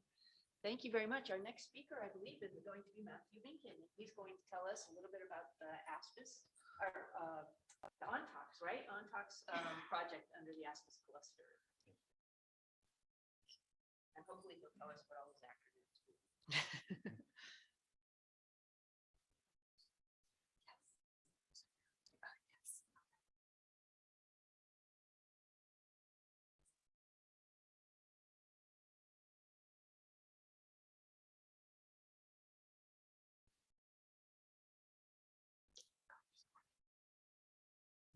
All right, good afternoon. So first of all, of course, I would like to thank the organizers for giving the opportunity to present the ONTOX project today. So as you already heard in the introduction, my name is Mathieu Vinken. I'm affiliated with the University of Brussels in Belgium, and I'm also the coordinator of the ONTOX project. And today I would like to mainly talk about ONTOX, but I will spend also some time on what is called ASPIS, and that's basically a cluster of 3 European projects that have the same goal. So some of this information will be communicated in this presentation. There will be a presentation after this one by Bob van der Water, and he will also elaborate on other aspects, the more risk assessment aspect of the ASPIS cluster. So let's start with ONTOX. So what is the goal of ONTOX? So by the way, you have seen already the title of ONTOX. Of course, we like acronyms. It's a very long title. But basically, the goal of ONTOX is to develop an animal-free and human-relevant strategy for the prediction of chemical-induced toxicity. Of course, this is very ambitious, and given the fact that we only have 5 years to deal with this, and we started in 21, so we had to set some priorities, and this is what is shown to you there under focus. So we decided to focus on systemic repeated dose toxicity for the very simple reason that, as we all know, this still consumes a lot of animals. We have identified 3 target organs that are very frequently targeted in systemic repeated dose toxicity by all kinds of chemicals, namely the liver, the kidney, and the brain, and more specifically the developing brain. So this defines our case studies. And for pragmatic reasons, also for feasibility reasons, for each of these target organs, we have defined 2 types of adversity. So for the liver, that is steatosis and cholestasis, so the accumulation of fat and bile. For kidney, tubular necrosis and crystallopathy, and then for brain, neural tube closure and cognitive function defects. So in total, we have 6 case studies. Now, basically everything that we are developing and that we will still develop in ONTOX should be chemical agnostic. But again, for a number of practical reasons, of course, we decided to prioritize a number of specific applicability domains like drugs, cosmetics, biocides, and food ingredients. But basically, we consider any kind of chemical. And well, I think it's very obvious that our driving principles, so I will not dwell on this, are the 3 R's, 21st century toxicity testing, and also NGRA. Now, we don't want to be like the next kind of project that will come up with another in vitro or in silico kind of tool. No, ONTOX really wants to be pragmatic. So we want to make use as much as we can of what is already out there. And well, you have to consider this in a very broad way. So I'm not only talking about models and methods, but specifically about data. So you will be seeing further on how we actually try to deal with this. I must say it's still a bit in its infancy, but at least I will be able to show you some of the things that we have already been doing. So even the, let's say the remaining data gaps that need to be filled, well, we try to reduce this to the absolute minimum. And this will be done by means of very specific targeted in vitro and in silico testing. And also we'll be showing you how this actually works. So in order to achieve all of this, we have a very large toolbox available that essentially consists of 3 elements as shown on this slide. So human data, very important human data and biological material, in vitro methods where are not combined with stem cell technology. And then very important, it's actually one of the cornerstones, if you will, of ONTOX, is in silico methods with focus on artificial intelligence. So what do we want to get out of ONTOX? Well, as such, we want to deliver 6 of these new approach or non-animal methodologies, if you will, so for each of the 6 case studies. Now, we all know what an AM is, but just to be on the same page here, well, this is how we consider an AM in the ONTOX project.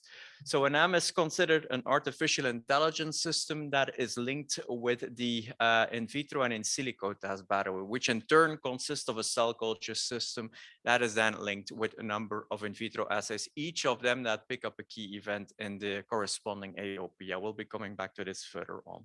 So the idea is to, you know, produce and deliver 6 of them for each of the case studies, if you will. Well, while the, let's say the ontology is kind of the conceptual cornerstone, if you will, of ONTOX, and I will be coming back to this further on, artificial intelligence is really the methodological cornerstone. So I don't have to explain what it's all about. Actually, the work package leader in ONTOX of artificial intelligence, or for the artificial intelligence work, is Thomas Hartung. We essentially use artificial intelligence in ONTOX for 2 purposes. Well, the first one is to collect data, big data, and we are particularly interested in data that relate to biology, toxicology, physicochemistry, and kinetics. Why is that? Well, because we know that these are the essential kind of data in terms of for systemic repeated dose toxicity. And we gather all of this in what we call an ontology. And here again, we need to be on the same page here. So this is not a semantic ontology. This is really a mode of action ontology. And I will be showing you what it actually comes down to in practice. Any kind of data can be used here, or any kind of source, at least, to retrieve the data. Very important is that we adhere to the FAIR principles, which were already alluded to today. And then as the second application of artificial intelligence and ONTOX is the actual challenge, is to make sense out of the data in terms of hazard identification and prediction. Again, this is all the work of Thomas Hartung. So what we want to do there is basically apply machine learning. So I refer to his work. There he actually is, regarding the razor approach. So this is what we want to, apply and also elaborate and optimize for the purpose of ONTOX.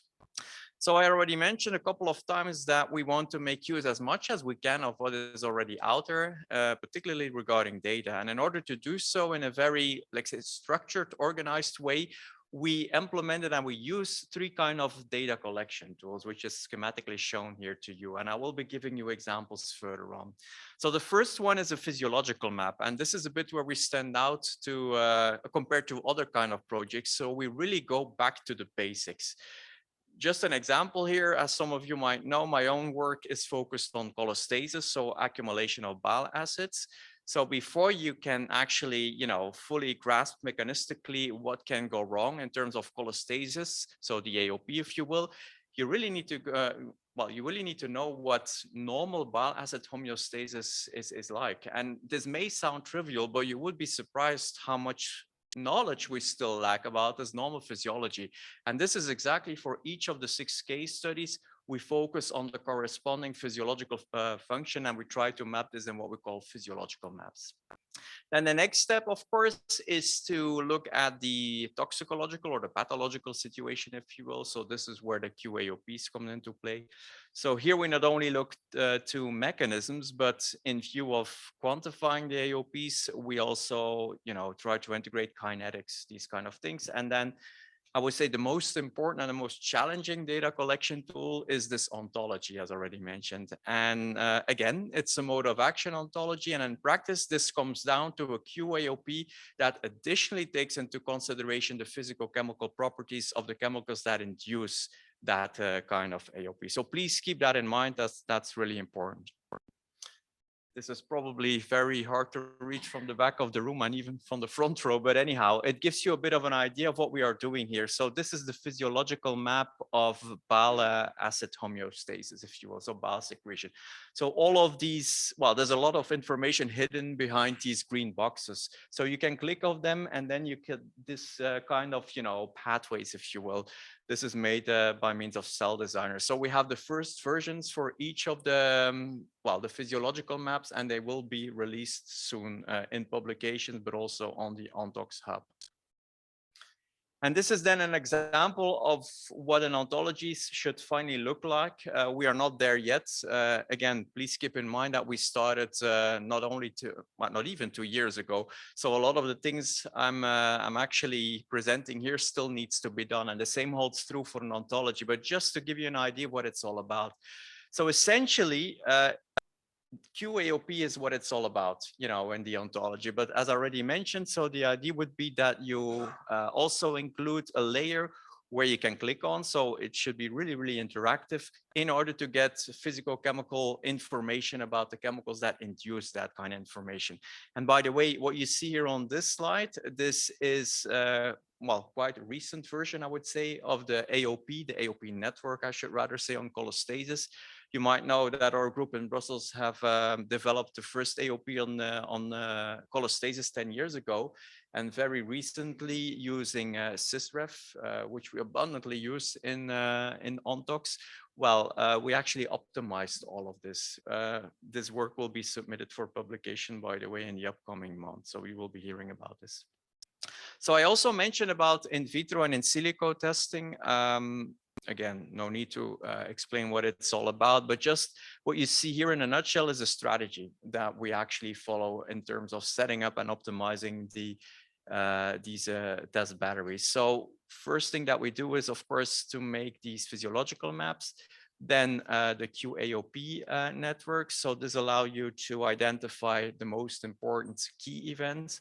And for each of these key events, we try to select an existing in vitro assay, if you will, or an in silico assay, or in some cases, it needs to be optimized to fully fit the purpose of what we are doing in ONTOX.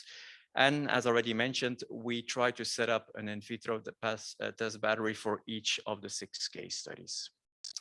And this in turn actually will be part of a kind of, or will be embedded, if you will, in a kind of a tiered testing approach. So the first tier is really looking at, or the computational work, so to say. So this is again where the artificial intelligence comes into play. I will be coming back to this further on.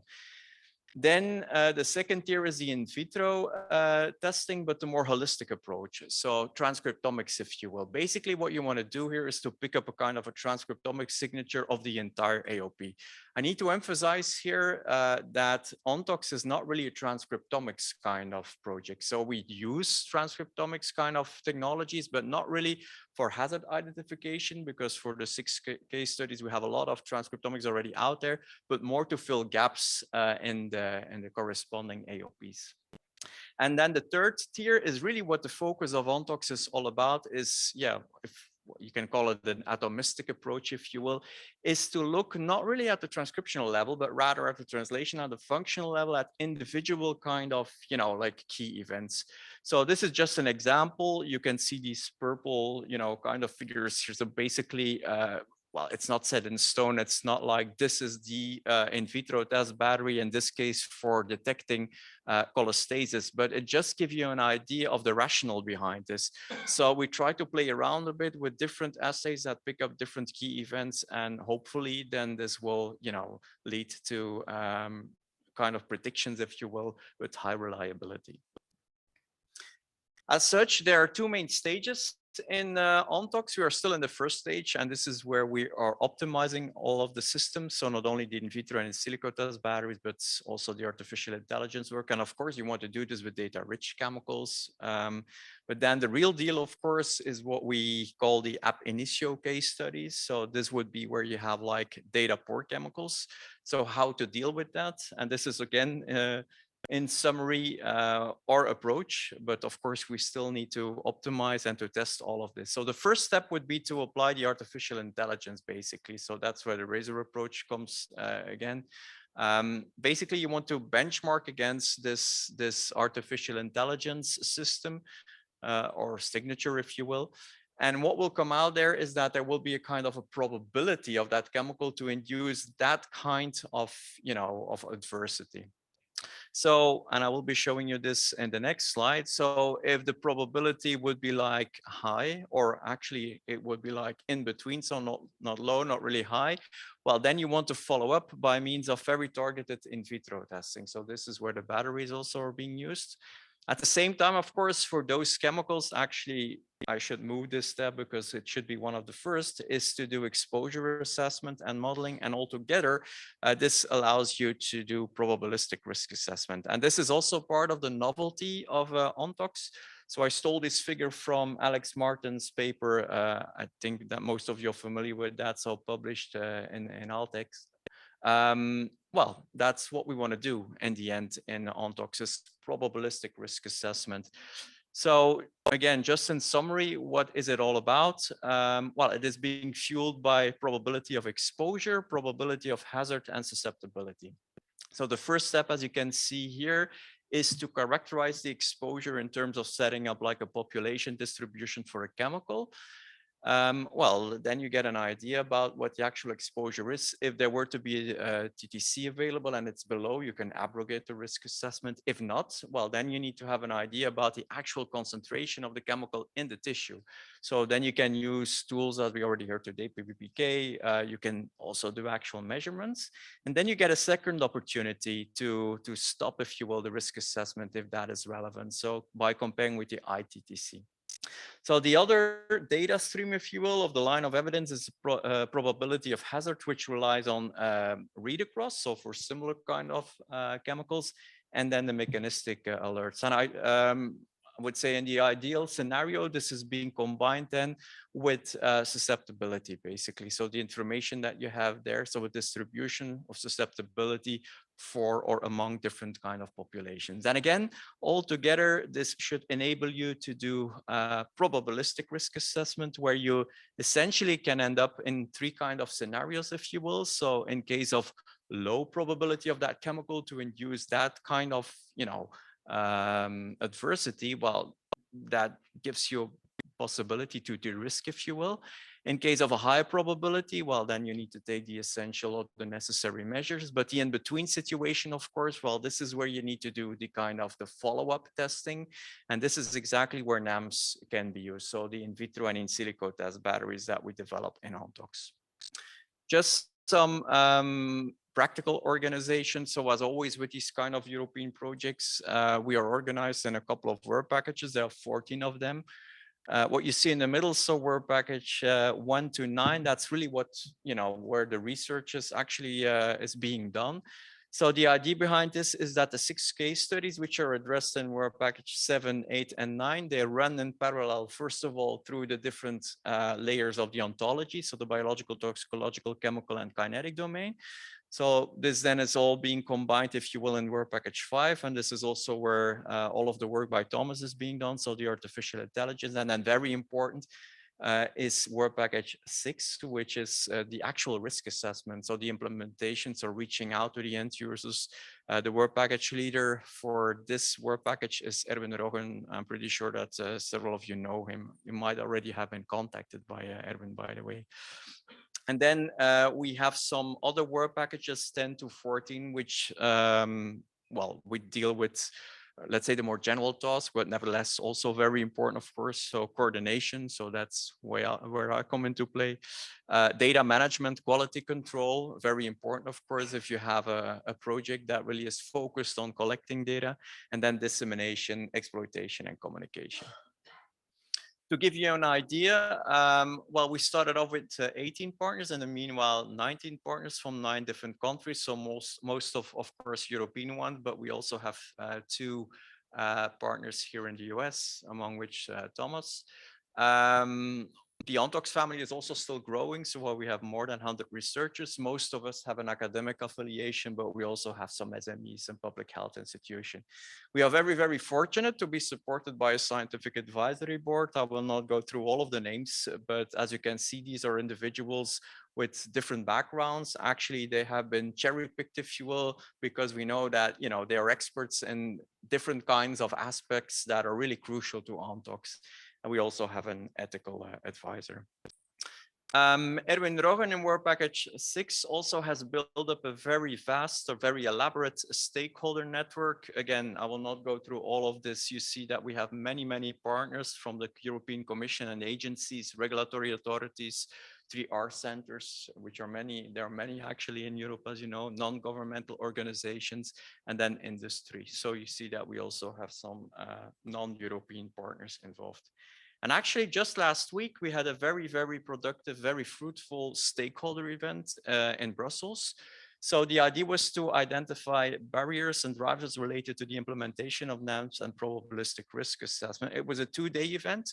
So the idea of this was that at the end, we should come up or define, at least the stakeholders have defined a number of challenges that will serve as the input for a hackathon that will be organized somewhere late 23, early 24.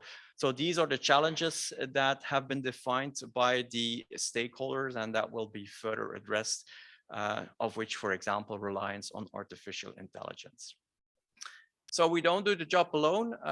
As already mentioned, we team up with 2 other projects, namely RISK-HUNT3R, coordinated by Bob. He will be telling all about this in the next presentation. Also Precision Tox, coordinated by John Colborn, who unfortunately could not attend.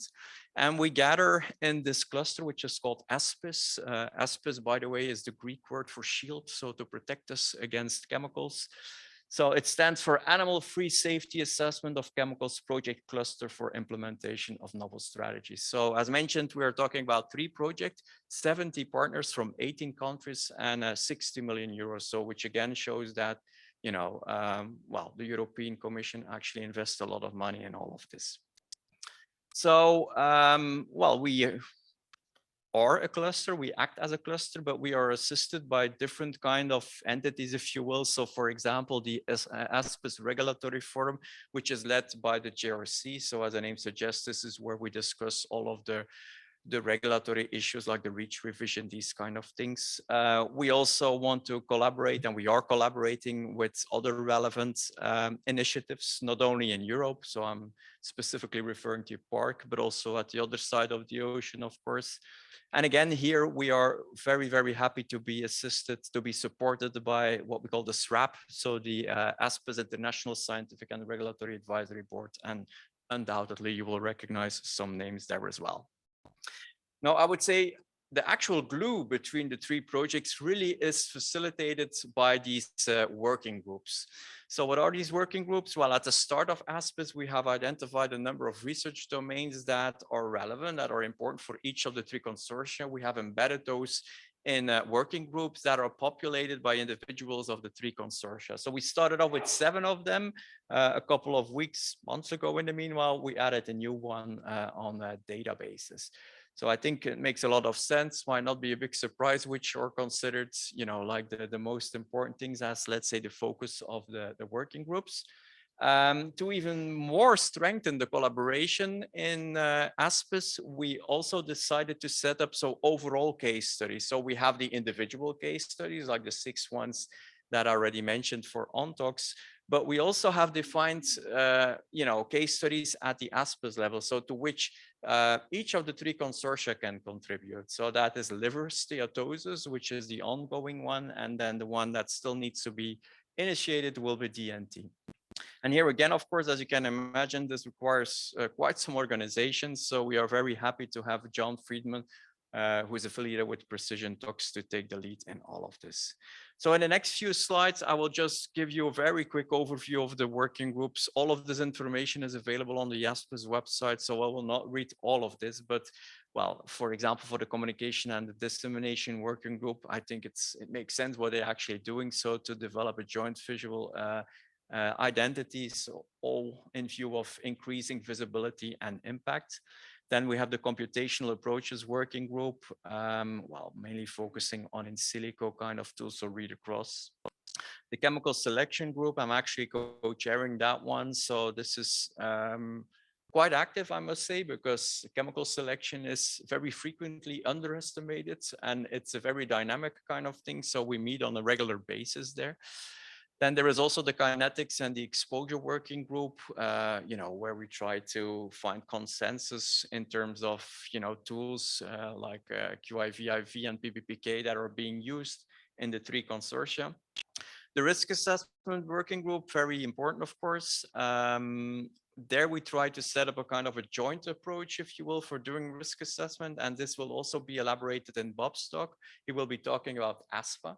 So this is another acronym, but this is basically our strategy or proposal, at least, for doing risk assessment based on NAMS. Then we have the omics working group. Well, obviously, the name suggests what we actually are doing there.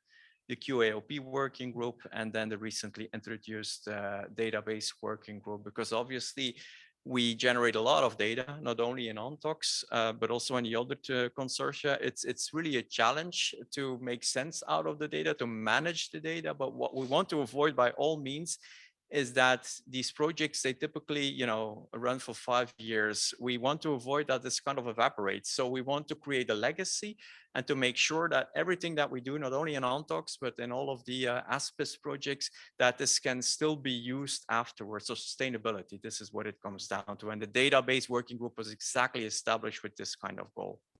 And just to end up with, obviously, we want to be quite visible. So if you have not visited the ONTOX website yet, please do so. It's a very nice website. So we have Helena Kandarova, who actually takes care of all of this. We also have a newsletter, so I would suggest that you actually sign up for that, because then you will be automatically updated about all of the new developments. And these days you also need to be active on social media. So we have some folks also working on that as well. And again, it's not only about ONTOX, we also try to be very active and to be very visible from the ASPIS point of view. So we also, well, not we, but actually some of our colleagues have generated a very, very nice ASPIS web page. And by the way, we also have an annual symposium, which is an open symposium. The most recent one took place in November in Spain, and the next one will take place in September in Slovenia, Ljubljana. And with this, I would like to thank you very much for your attention. Thanks.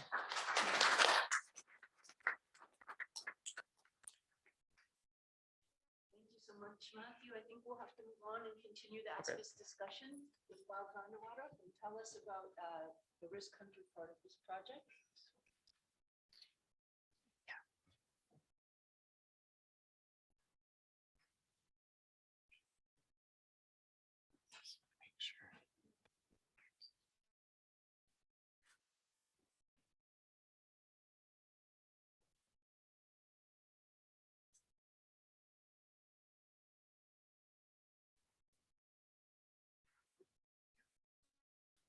So many clicks.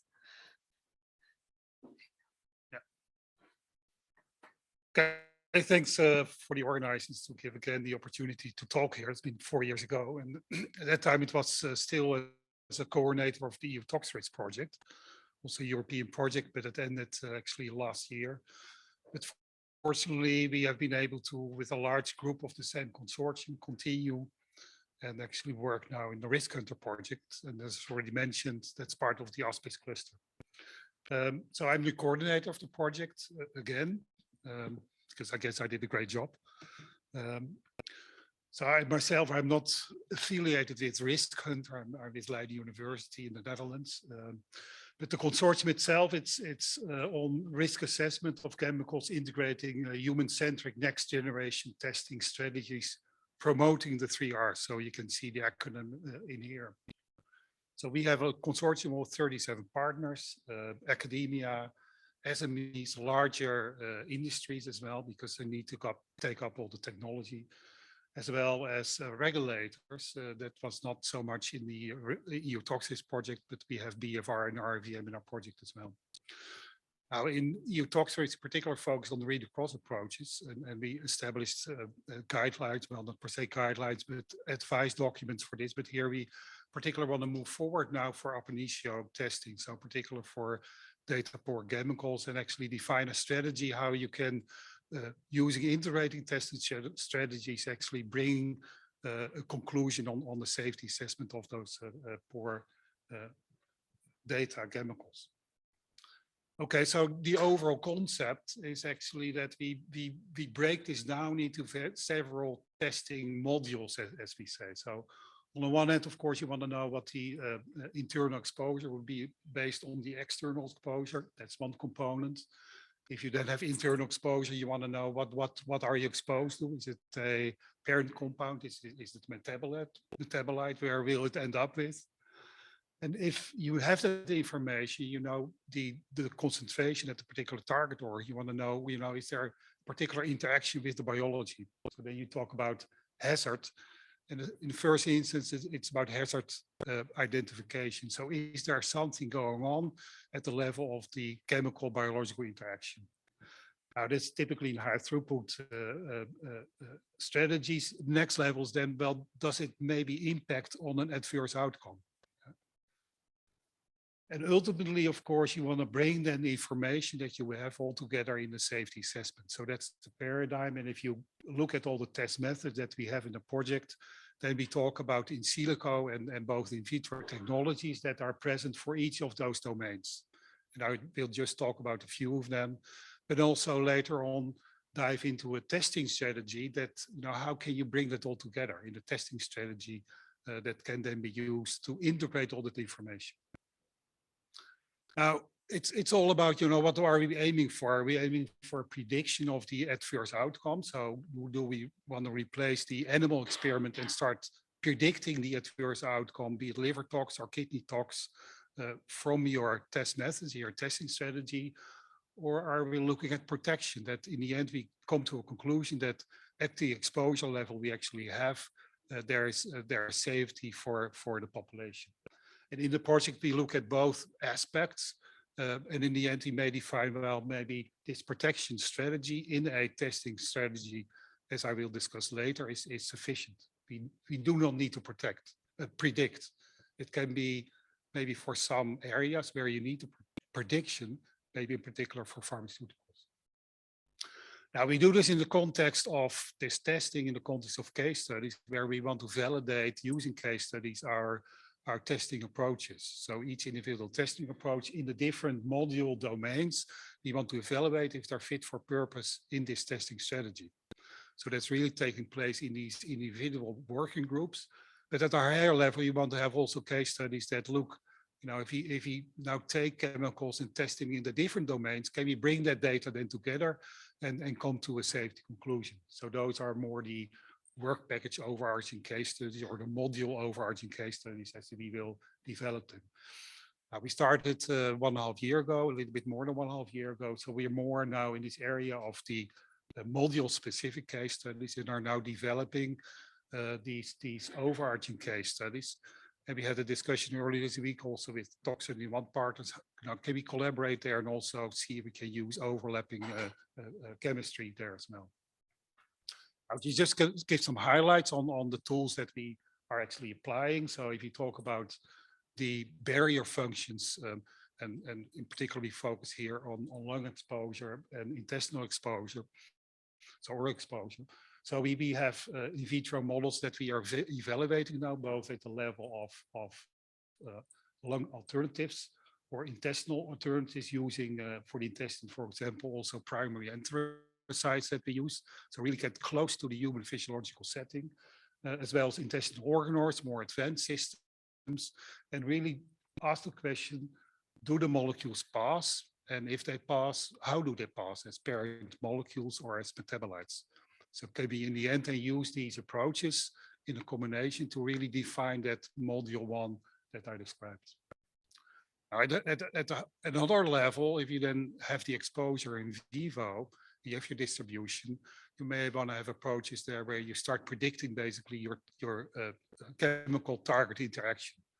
So we have also cheminformaticians in the project that have been using pharmacological reference compounds, also here in collaboration with the EPA. It's the same reference compounds that they use to see, can we actually predict that chemical target interaction? Do we get the correct predictions for those pharmaceuticals where we know the target is? If we now use cheminformatics approaches, will we get the correct predictions or not? And we can only use here, of course, pharmaceuticals, because if we use chemicals, then they do not have a target. So you will not know whether the prediction is correct, yes or no. So that's why we start with these pharmacological reference compounds. At another level, also in collaboration with the APA, where they test these chemical reference compounds in U2S cells, HEPAR-G, as well as NTP in liver spheroid systems. We are testing them in other test systems, actually see if we make that combination, is there sufficient coverage in the test systems to be able to using high throughput transcriptomics or cell painting assays to actually determine a biological response. So can we cover actually all the targets that we designed now for these reference molecules? Do all these molecules now show a biological response? And that's what you expect, because they have been selected to act on a particular target in the biology.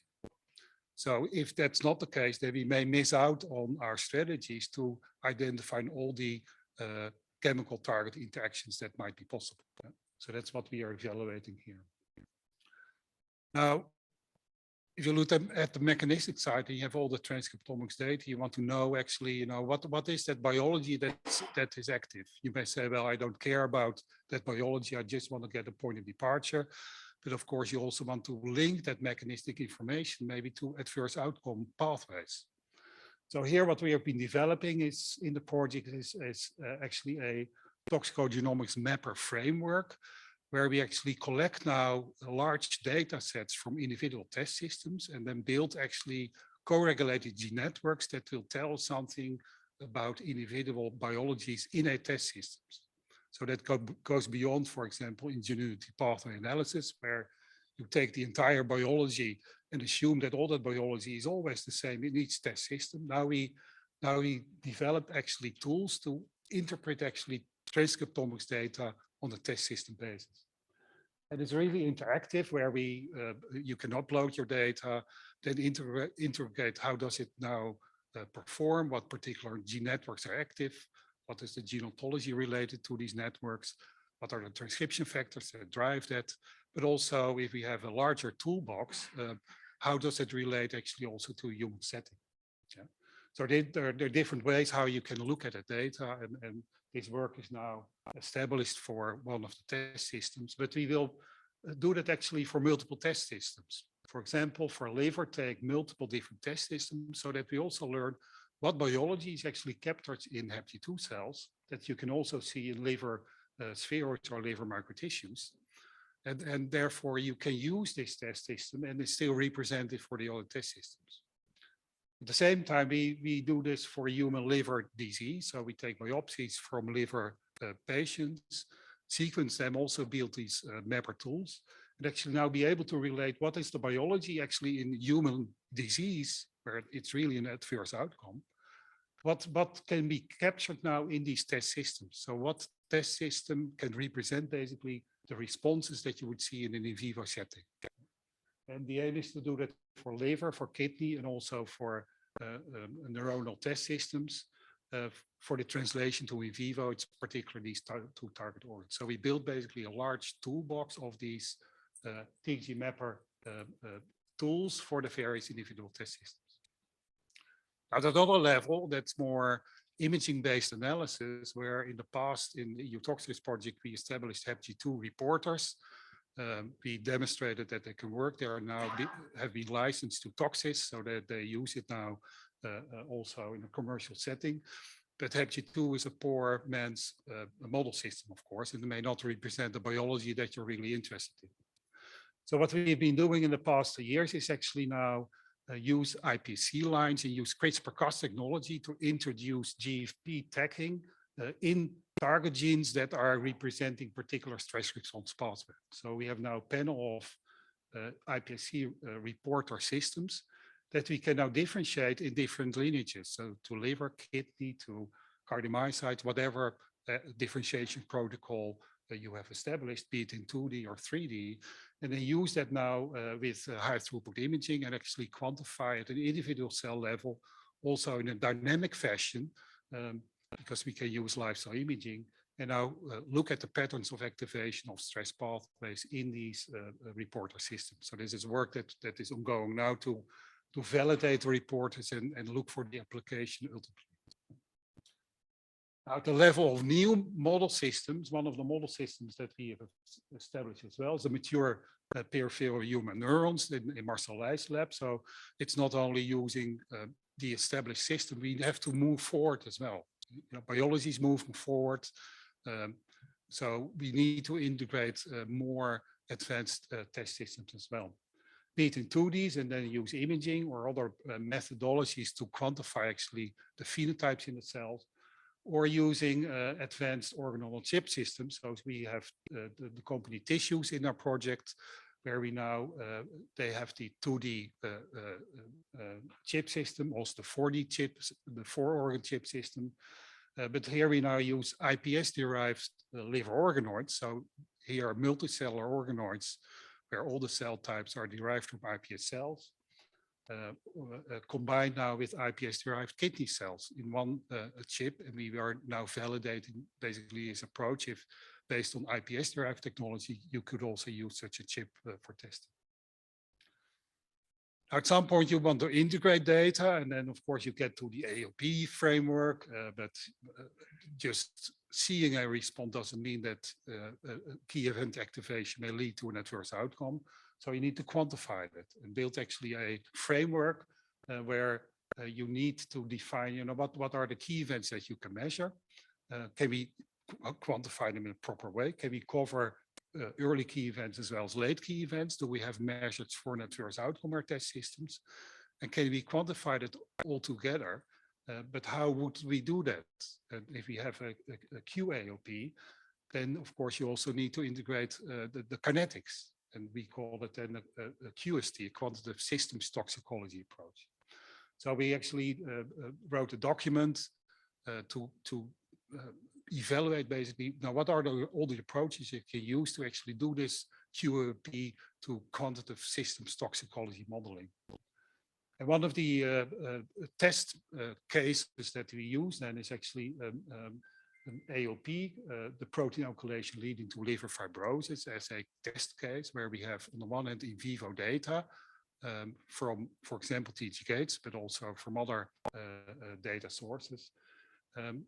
Try to demonstrate that it works in vivo, move back to the in vivo in vitro data sets, and see if we can build a complete QST-based framework for predicting actually, based on the QAP, the liver fibrosis outcome. So, of course, now it's all about this integration of all data. I showed some of the test methods that we have, but in the end, you want to get to a testing strategy. What we've been working on in the ASPIS cluster is really defined, can we build now a next generation workflow? And many workflows have been demonstrated or proposed, but what we want to get to is a workflow that can be operated really, where we really can now go through the workflow, integrate quantitative information, and come in the end to a conclusion on a safety assessment. And that's not there yet. So that's what we have been working on in the context of ASPIS with the various partners in the project to really find now with various partners and discussions, can we define now a testing strategy or a framework, how we can integrate all the data and come to safety decisions. So we call this the ASPIS safety profiling algorithm. And you might say, well, an algorithm is really something quantitative. You include all your data, you press on the button and you get the answer. But so the algorithm is not truly what we're aiming for, but ASPA is something you can pronounce nicely, of course. So what we're aiming for is actually a strategy where, of course, it's a weight of evidence type of strategy where you include all your data in steps in a tiered approach, but also be able to step out of this testing strategy. So you don't need to do always all type of assessments. Depending on your question that you have for your safety assessment, you may already find out that you have sufficient data and already can come to a safety conclusion.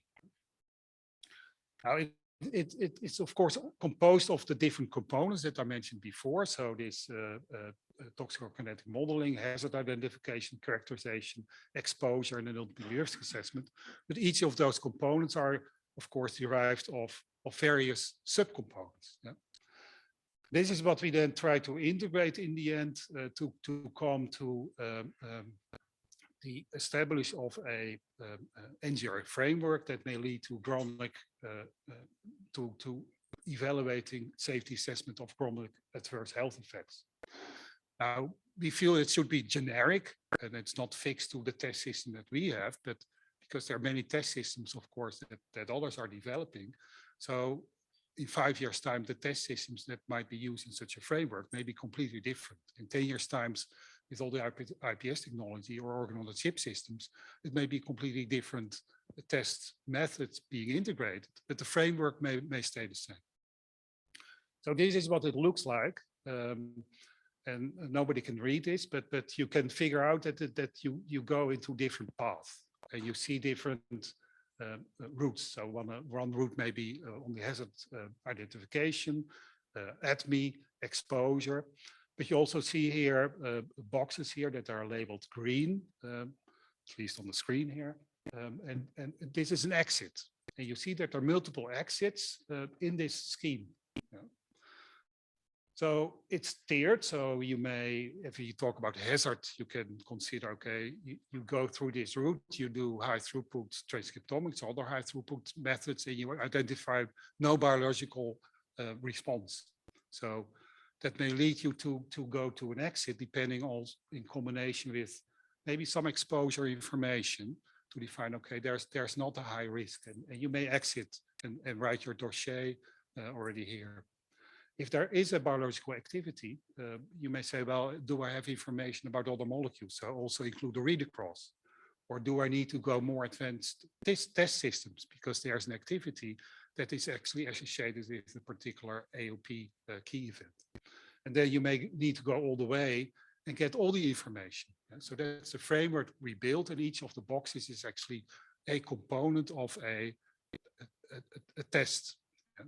And it may be a high throughput test or an advanced test if you're here.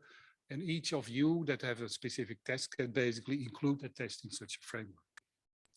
Importantly, it's all defined by a problem formulation. So upfront, you determine your problem, see if there's already existing relevant data, and maybe there's already sufficient data, so you actually can exit. And if not, you may define, well, what's the data that I missed, and where do I need to capture now new data to start building that weight of evidence for a risk assessment. Now we don't do this in isolation. Of course, we connect to others. What's important, of course, for all the test methods that we use, we need the documentation of the test method, the description of the test methods. We also need to define, well, if we start using case studies to see if this workflow works, where do we have gaps? What particular test systems are we missing? What type of NAMs do we actually need to develop in the future to fill these gaps for such a testing strategy? And it's all about case studies that we need to run with data that we'll establish in the project to evaluate if this flow would work, yes or no, or do we need to modify it? That's why we are now at the version 1.7. It's not a structure set in stone. It's flexible in the development based on learnings that we would get in our project. And also based on communication with regulators, of course. So important to notice that we will have a meeting with regulators actually next week as a first demonstration. Okay, what do you think about this? Can you comment on this? Do you understand it? May it help you? And then get to version 1.8. And after a case study, maybe get to a version 2.0, where we get understanding what type of data sets may we need that at a quantitative level to fill basically such a testing paradigm. So it's really under construction, and hopefully, you know, every year we can evaluate here, either in such a session or in a symposium, you know, where we stand actually in developing such a workflow, and also in the context of the test methods that we're developing in the project. And that's where I want to stop.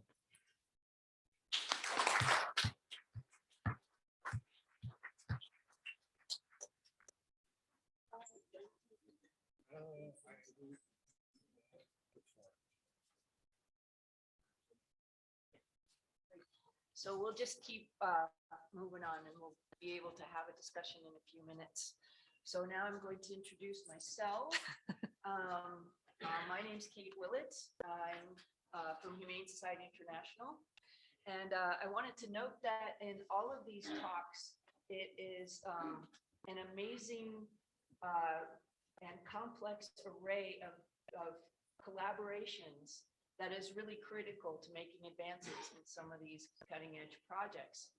And so today what I'm going to talk about, I'm going to focus on one of our collaborative projects. So at the Humane Society International, we have a global team in the research and toxicology department that focuses on how to move away from using animals in the sciences, basically. And one of our projects is on, well, we have projects in safety assessment. So I'm going to talk about our collaborative project, which is animal-free safety assessment collaboration. And I've talked about parts of it over the years, past couple of years at this meeting. But our AFSA collaboration, we coordinate it, but it's really focused on accelerating the adoption of non-animal approaches to safety assessment in different areas. We have a collaboration on cosmetics, one on chemicals, and one on biologicals. And what I've talked about primarily at this meeting before has been our AFSA education and training program, which I will talk about again today. But I'll also talk more generally about our work streams. And the first work stream I want to talk about is our cosmetics work stream. And in this work stream in particular, but really in almost all the work that we do, our projects are of two integrated pieces. We have legislative activities going on and capacity building activities. And our whole organization is really focused on legislative change, but legislative change, it is necessary to enable and provide the momentum for development of the non-animal methods in safety assessment. And the capacity building is critical to allow the legislative frameworks to function in the world. So both of those two things, they kind of reinforce each other. So in the cosmetics policy area, we have a number of teams around the world working on promoting prohibitions on either the testing and or sales of cosmetics that have been tested on animals. And the state of the situation is right now that there are 43 federal partial and or full bans around the world. There's 13 state bans in Brazil and 10 state bans in the US so far. And for this year, we're really focusing on getting a few over the line that are pretty close. So Canada, Brazil, Chile, the ASEAN region and South Africa are not close, but they're important regions for our stakeholders. So we're continuing to focus in those areas. And this is the other piece of that coin. This is the capacity building. So we are now calling this the AFSA Masterclass. And this is a training or an education program in animal-free safety assessment of cosmetics and cosmetic ingredients. And really the focus of this course is on understanding the information that is generated by all of these great techniques and how to use that information to make decisions. So this course doesn't cover like how you do the different methods, but it does cover the information that comes out of them and really understanding what that is. And the goals of this course are to support the needs of the regulatory and regulated communities and other people like CROs and other stakeholders. We are creating it to be free and online, so you can just do it at your own pace. So what we've done is take the basic risk assessment process, and this is based on the NGRA that you've been hearing about a lot recently, and also the tiered workflow that was developed in one of the framework programs, SOT, many years ago, and everybody continues to try to apply. Anyway, it's based on that. And so we took that process and we broke it down basically into 10 pieces, or 9 pieces plus the global regulatory environment. And we've built these modules, and the modules delve into the details of each one of these pieces. So right now we have the ones in sort of medium lavender are actually live now. So they're online, you can take them now. And that is the introduction to risk assessments, which covers NGRA and the SOT framework. Problem formulation, how you figure out where to start and what goes into problem formulation and gathering existing information and evaluating things. Then there's consumer exposure, which covers everything you need to sort of, that covers different modeling techniques that are applied and the data that you would use in those modeling techniques and how you do it for different types of products. And then we have a module in predictive chemistry, and that module covers the in silico tools. This really describes like what the different types of models are and what kind of data goes into them, and then what the outputs are, and then how you use that. So it's just for people when you hear a lot of acronyms about these different types of modeling and don't really know what they are. This is to help you really appreciate what they are. And then the second half of that module is on read across. And so the modules in light lavender will be coming out in a couple of months. Those 4 came out about 2 weeks ago. Then these other guys are coming out in a couple of months, which is the history of safe use and exposure-based waiving, which are kind of related. And so that's TTC for all the different routes of exposure. And then the global regulatory environment, which talks about the situation right now for cosmetics and industrial chemicals in most areas, most regions of the world. And then finally, by the end of summer, if I am not dead by then, The final 3 modules will come out, which are the in vitro assay synthesis, which is basically how you take all the information that's coming out of all these great tools and put it together to address different problem formulations. So the endpoints. And then there's a module on internal exposure, which covers PBK modeling and IVE, and again, the kind of models that are built and what kind of data goes into building those models, and then what kind of data goes into using them to make predictions. And then finally, the integration into the risk assessment. So that would be how you take your bioactivity estimates and your exposure estimates and put that together in a point of departure estimate, and how you support that. So how you deal with the uncertainty and how you would say, you would report it. Okay, so that's that course. Oh, and those purple things on the table, those leaflets, those describe this course. Oh, and yeah, so this was a big collaborative effort. There are 58 authors of this, and these are some of the authors. I think hopefully it's all of the authors. Not on all the work streams. Different people worked on, modules. Different people worked on different modules, depending on their expertise. But if you, I just wanted to point out, if you look at that slide, just think about how the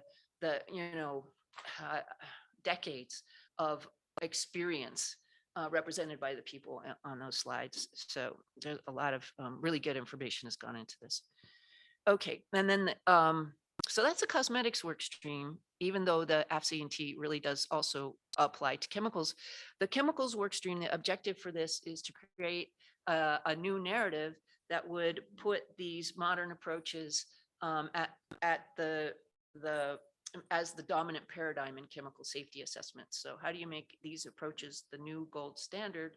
And the highlights of last year, since our meeting last year, are some publications that we've created jointly with our members on REACH, and our suggestions for what reforms to REACH might look like that would enable this process. And there was a very nice paper on how you would improve resolving equivocal results and defined approaches to skin sensitization. And the priorities for 2023 will be more case studies really focused at critical issues that we're having right now. So we want to try to solve some of the regulatory problems that, for example, there are some conflicts between REACH and the cosmetics directives that need solutions. So we want to help work on that. And we're expanding our chemicals workstream projects outside of the EU. We've been focusing on the EU for a while for obvious reasons, into Canada and South Korea in 2023. Our biologicals workstream, it really focuses on removing or waiving obsolete in vivo testing for both human and veterinary vaccines, and also to implement non-animal methods of assessing safety for the new vaccines globally. Many countries require animal testing of each batch of vaccine, and in 2 places, by the manufacturers and also whoever's regulating it. So that is a heck of a lot of animals, and also these tests are really not nice experiences for the millions of animals that have to experience that. So that's why it's one of our priorities. And the focus here is really on safety, pyrogenicity, and potency tests. And the situation is, at the moment, there's been quite a lot of success in waiving the abnormal toxicity test for human vaccines, and also waiving of animal batch safety testing for veterinary vaccines. And this is accomplished a lot through multi-stakeholder meetings and workshops. And the next steps right now are just to continue the network of stakeholder collaboration, so we can expand the regions in which we can function, and also on replacement of animal batch tests in human and veterinary vaccines in developing countries. Okay, so that's just a real quick tour de table of some of our collaborative work with these particular partners, who have been fantastic. And this has been a really fun collaboration with a lot of support from people in these member companies and nonprofits. So that's just very quick, and thank you. And that's the URL for signing up. I mean, sorry, that's not a URL. That's a thingamajig. QR code for the, hey, what? Okay. For signing up for the course. So grab that right now. Okay. All right, now I have the honor of introducing Thomas Hartung, who's going to tell us all the great things they're doing at CAAT. First round of applause for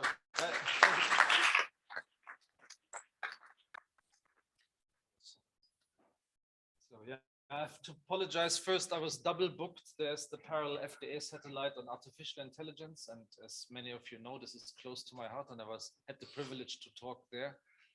So unfortunately, I missed some, but we are recording. So there's all opportunity for me and anybody else who missed something to follow this up. Good. Sorry.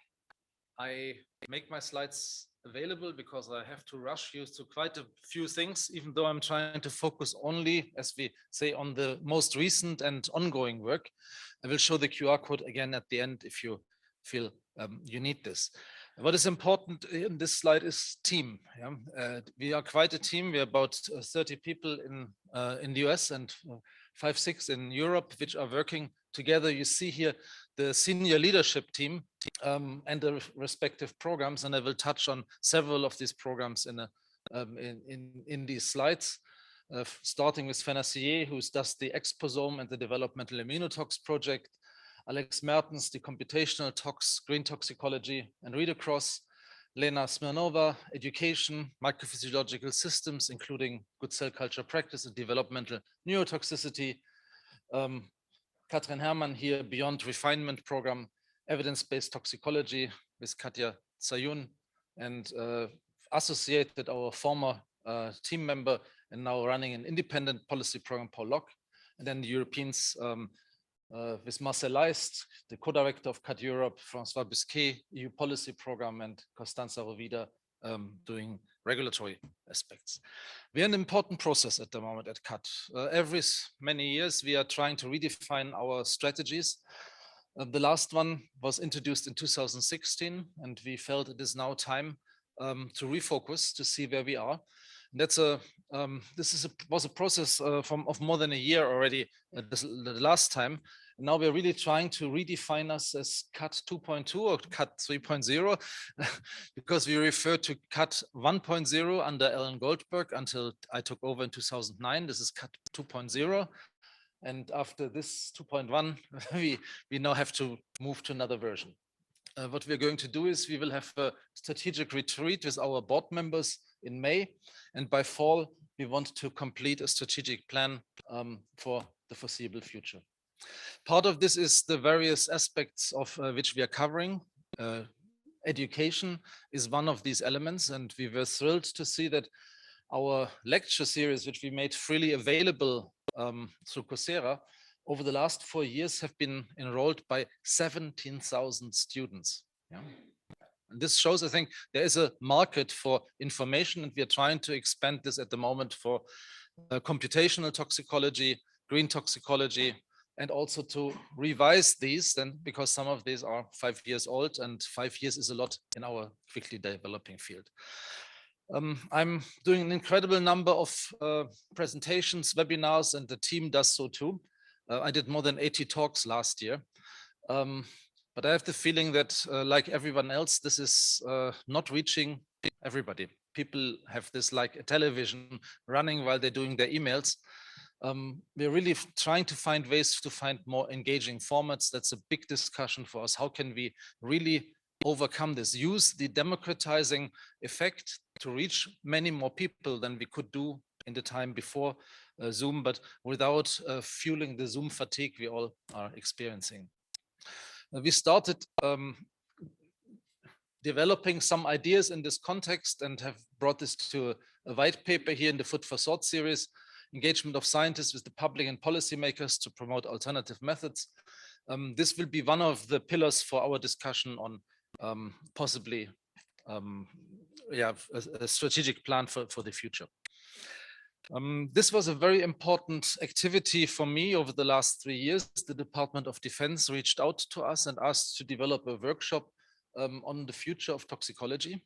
I was really honored by this and found with Ana Navas Asien from Colombia and Weishe Shu from Texas A&M, the two partners in crime. And we found some 30 experts. Among them, Nicole is here. I don't see anybody else, but we had yesterday a very exciting first presentation as a symposium here of the SOT. And the report is going to be published very soon. We just found one more typo, but I think it is going to be published within the next weeks. You will learn about this. A little bit of a sneak preview was we gave already in this article in January. So if you want to learn more about this, the report follows 3 pillars. One is we have to make toxicology more exposure driven, and a lot of exposomics discussions here. The second side is we have to embrace technologies, especially these technologies which were not yet available when the 2007 TOX21 report came out. There was essentially no AI because deep learning was only invented in 2010. There was essentially no microphysiological systems because stem cells, ethically clean stem cells, were invented in 2006. So there is really a lot of updating to be done. And the third one is we need evidence integration. We need, with all of these many tools, we need to find ways how we can actually make use of them, make sense of them, combine them properly. These were the 3 major recommendations we had here. My goal is to create a public-private partnership around this. So to make this a project, and not just in the US. Obviously, we have discussion starting here with this Department of Defense initiative, but we are talking, for example, at the moment with the Science and Technology Options Assessment Group of the European Parliament to have an event in the European Parliament on this topic, and they seem to be very amenable of this, and we want to carry this on. So I'm at the moment appointing a program leader. We have reached out to people who are professionals in creating public-private partnerships, and you will hear more about this in the near future. And perhaps I should say, the idea is really a human genome project equivalent, which is demonstrating what is the exposure side of disease and cataloging this in a strategic way. Because we have learned from 40 years of the Human Genome Project, not only that this investment of 3 billion has brought in hundreds of billions in capital, in economic growth, it is also has shown that 5% of diseases can be explained by genetic effects, and 40% have a genetic component. But there's still 70 to 90% of diseases which have an environmental component. And this is something we want to systematically address. I already said there's enormous progress in certain technologies to extent that they're disruptive, and I think they also are disruptive for toxicology as we know it. Among them is the perspective of using artificial intelligence, and we are trying to combine this now with the exposome, which is one of the thriving areas of exposure science. We have been lucky enough under the leadership of Fenacier, my deputy, to receive a grant to now develop the exposome intelligence by combining AI and the exposomics in a Hopkins Discovery Grant program. I can be very short on the ONTOX project. You heard the wonderful presentation from Mathieu, but this is for us at the moment the experimental kitchen to develop many of the approaches around artificial intelligence and how we can use them in toxicology. The project is trying to bring in essentially everything at the same time. It is about created data, scientific literature, the gray literature of the internet. There's, for example, 900,000 safety data sheets in the internet, which are toxicological information of some value, but also QSR predictions as input. And a lot is about data extraction, mining. You heard about the predicted hazard and probabilistic risk assessment in this context. The probably biggest thing happening in a few months probably is we will be releasing BioBricks. BioBricks is putting a handle on large databases. It is allowing you for public databases. In this case, we found about 50 different relevant databases from PubChem to the CTD database, Campbell, and all of these. we created ways of one-line command to import the entire database. This was sponsored in part by ONTOX, but also by the NIHS through Nicole's group and the National Science Foundation. And because of this public money into it, we want to make this a public release. And this will be, in combination, the largest source of toxicological information which there is. And it can also be permanently updated very easily with this import mechanism. Cannot go into too much detail, but I think this will be a major release. Our own research has been presented here for the first time as a poster. We have been expanding our read-across-based structure-activity relationships to reproductive toxicity and carcinogenicity. And it is quite impressive how the accuracies of around 80% can be reached for these endpoints in predicting classifications as they were done under REACH, which I think is a relatively high standard for these things. So we've also showed in this paper, which is in preparation at the moment, how well we can predict endpoints out of the ToxCast and TOX21 robotized testing battery. You see here estrogenic androgen receptor binding and agonistic and antagonistic things. And these are balanced accuracies in the range of 99, 98, 97%. Yeah. So this means you can extrapolate from the tested substances to non-tested substances and say what would be the outcome if they had been only included in the TOX21 or ToxCast efforts. And I think this is a very promising approach to make them more generalizable, because if you're unlucky and you're not part of the 2,000 substances which went into ToxCast or the 10,000 which went into TOX21, you cannot use all the downstream mechanisms which are increasingly establishing. Probabilistic risk assessment has been introduced by Mathieu already. It is a core concept for me. And the new thing really is that we are bringing in AI into probabilistic risk assessment. Yeah? There was wonderful work done in the past by the EPA, by RIFM in the Netherlands and others, but this was before AI was really practically available. And the interesting synergy here is that AI delivers probabilities. This is why I think this is a fantastic way for evidence integration into a probabilistic risk assessment. On the in vitro side, the most important activity of ours is certainly the World Summit series, which we started last year in New Orleans. You see the co-hosts, Suzanne Fitzpatrick, you heard earlier, Don Ingber from Harvard with myself in June. We had a very important seed funding from our partners in crime, from NCATS. Dan was presenting here. And we will now bring this conference, which had a remarkable 10% attendance of FDA, yeah, which shows you the enormous interest in this technology. We will bring this to Berlin. And from the number of abstracts, we expect to have around 1,000 to 1,200 people in Berlin. So this is really almost tripling compared to what we had in person here in New Orleans. In this context, we also created now an international MPS society. Lena Smirnova here also with us, and on our team is the president of this effort, and we will now formally create this with the bylaws, hopefully accepted by the community in Berlin. I have a lot of interest in quality assurance. As you might know, good cell culture practice already was published a year ago, and I'm putting this up mainly because to make you aware of dissemination activities, we are intensifying now with the recruitment of a program manager for good cell culture practice, and with good in vitro reporting standards still in the making to expand on these. Very important work in our brain organoid research under Lena's guidance was on gene-environment interactions. Her 2021 paper showing for the first time that CHAT8, a risk gene for autism, and chlorpyrifos, a risk chemical for autism, or the neurodevelopmental toxicity to be precise, that they are synergistically working together. But her workflow, including mechanistic validation, gave us a tool to demonstrate human relevant gene environment interactions.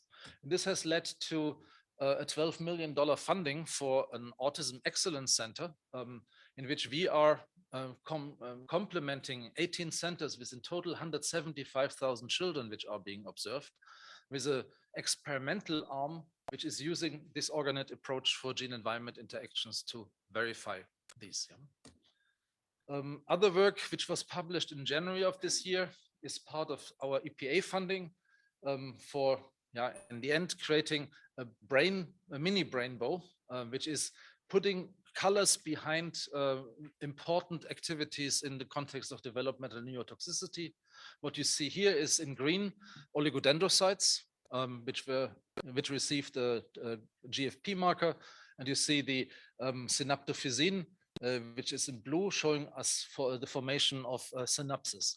And we're trying to expand this further to a total of 5 such markers in order to follow up on the developmental processes. 2 projects which are still running or just started in case of the National Institute of Neurological Disorders and Stroke are addressing mixtures. Fenna is heading the neurotoxicity of metal mixture study. Lena is heading the neurodevelopmental mixture studies. These are very important interactions for us, especially with the FDA and their working group on alternative methods. We're meeting on a monthly basis, and this is a very informative exchange, I think for both sides, as we see from this attendance. You might know that this is in a larger context of developmental neurotoxicity, where we partnered in 2005 between my shop at the time, Equam, and our shop under Alan Goldberg at the time of CAAT. Since 2005, we have done 9 workshops and 4 international conferences, and this resulted in an OECD guidance document for in vitro DNT, which is being finalized probably this year, latest at the beginning of next. And we will now bring the International DNT5 conference, number 5, to Constance, which was foreseen for 2020 and for obvious reasons did not take place at the time. Good. This is a mixed take to have this again. Okay. I would like to come towards the end of my presentation. First of all, I would like to alert you of the enormous progress being done in the evidence-based toxicology collaboration. We had a mixer yesterday and a reception, because we are moving now this activity, which is trying to bring systematic reviews and similar tools to toxicology, which has contributed to this enormous uptake of systematic reviews in environmental health. We are bringing this now to a membership-driven association. We also have created an evidence-based toxicology journal, which is just starting with Paul Whaley as the chief editor. And you see in the 12 years of its existence, about 1,000 people have interacted with this group. And it is becoming more and more a standard for how to handle existing data and combine them with rigorous and transparent objective tools. The last thing I would like to share with you is our work on organoid intelligence, OI, which is combining brain organoid research and the interest in AI. The idea is, what happens if an organoid gets input and output? Is it possible to produce basic cognitive functions, the cellular mechanisms of learning and memory? And we have increasingly evidence for this, and we created for this reason the organoid intelligence community, with the goal of creating such models for physiology of learning, but also to use them for tox and drug development. You can imagine, for example, finding substances which are fueling Alzheimer or which are aggravating developmental neurotoxicity with a functional endpoint which is relevant to the disease. But also possible drug development. Imagine creating the brain organoid from an Alzheimer patient or from an autistic child to see how this is interacting with these models, and then possibly curing these type of situations. The engineers are dreaming of biological computing, which is certainly somewhat away. In August, we published on this EEG to a brain organoid. These are shell electrodes which are self-folding around the brain organoid. And this is appeared in Science Advances, was a very nice outcome of some of the funding we enjoy. So what we came out with on the 28th of February was an article which came with a total of 6 editorials from high-level scientists commenting on our work. It also came with a kit version and a laypeople version, a video, and tons of other information. All of this is available in this biohub. Different press releases were made, and over the last 3 weeks, more than 500 press hits were received, from CNN to BBC to name it. We will be on NPR on Friday, so there's a lot of visibility for this field. This visibility is meant for creating a community of OI. We see this as a very big multi-stakeholder and multidisciplinary undertaking. The respective workshop a year ago was co-published with these papers as a workshop report, as the inaugural article for Frontiers in OI, which is now a new journal, a sub-journal to Frontiers in AI, which I'm directing. So at the moment, this community is moving forward. We are continuing with webinars and workshops, defining terminology, ethics. We're creating a website and newsletter to sign up to. And if you want to learn more about this, a high-level forum is prepared by Frontiers, where Lena and myself will talk about the new field of organoid intelligence in June. The slides are available, as I said. So I hope you saw a lot of activities coming out of the pandemic. We have rich harvest from the things we seeded in this period of time. And I hope some of this is of interest to you. Thanks a lot.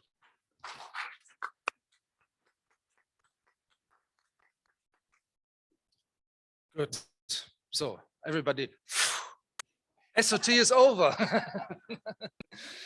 Did we foresee any discussions? Yeah, was there anything online? Did anybody ask any questions online? But anyway, does anyone have any questions for the speakers that didn't get a chance to answer anything earlier? Or would anyone have anything else to add? Now's your opportunity.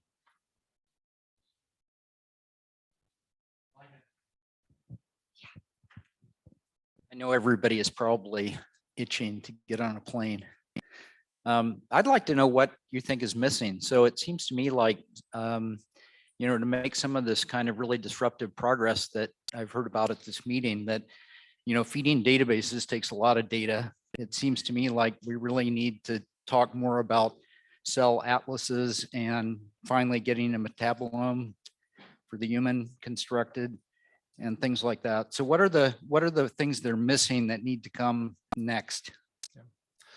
I have, over the 3 decades plus I'm now in this field, my views have changed completely. In the beginning, I had the feeling we have to, for ethical reasons, find something which is as good as an animal test.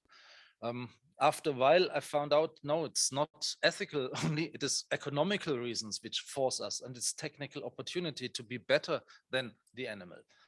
In the meantime, my impression is it is no longer about developing these tools. We have these tools. Yeah? These tools often are outperforming animals. The problem is change management, and the problem is evidence integration.